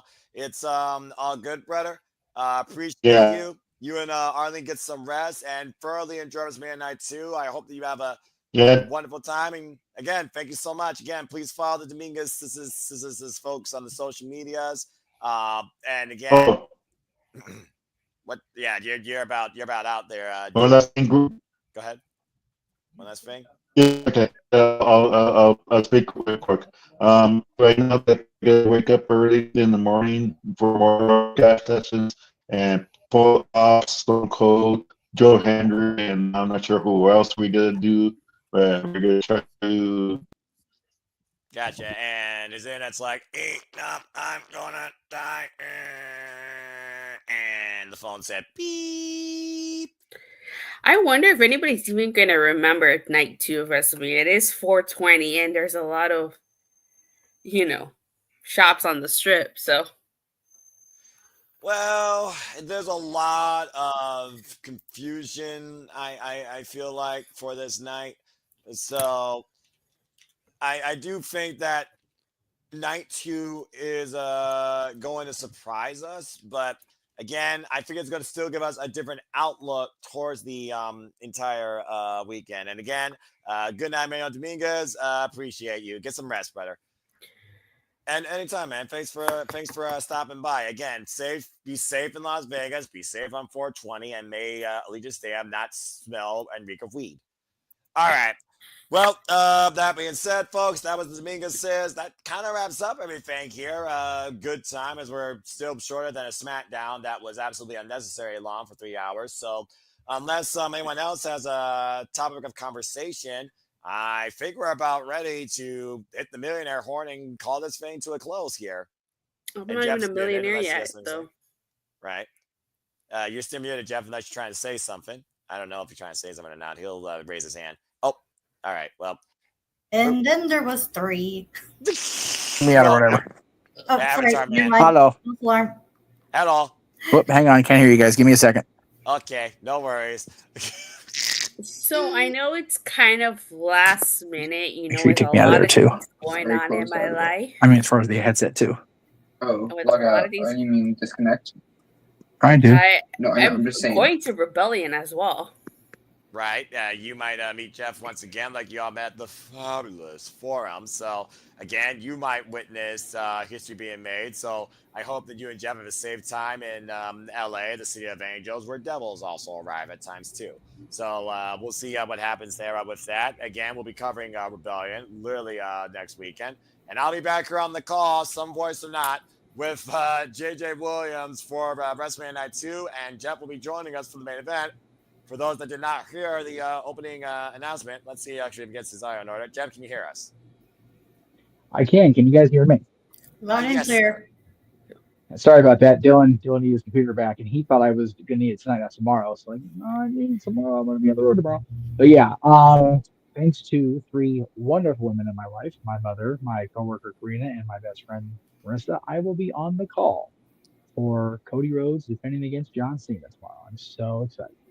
So thank you to everybody that enabled me to make that be a thing. I've been wanting to call that match, and considering the fact that I got told by the challenger that what happened in Toronto was a birthday present, and that's why he couldn't tell me in advance. That's all. I'm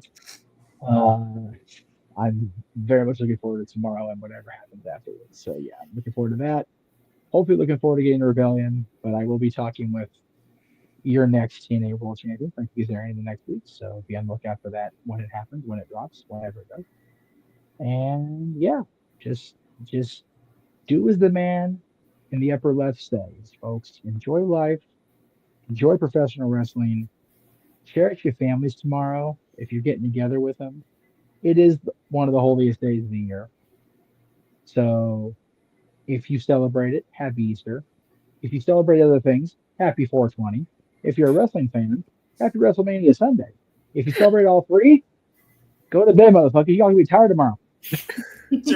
Right, accurate. Well, thank you, Jeff. What a poetic way to sum up everything. Why Seth may have vindication, and of course, many people celebrate a resurrection. Of course, tomorrow night we'll be suffering exhaustion as we look towards WrestleMania Night 2 and what will be the conclusion to this WrestleMania weekend madness. So appreciate you. I'm looking forward to it. That being said, I've had enough words in the night to bring everybody forward and come to light. So Ash, any closing remarks, topics, or anything you want to say?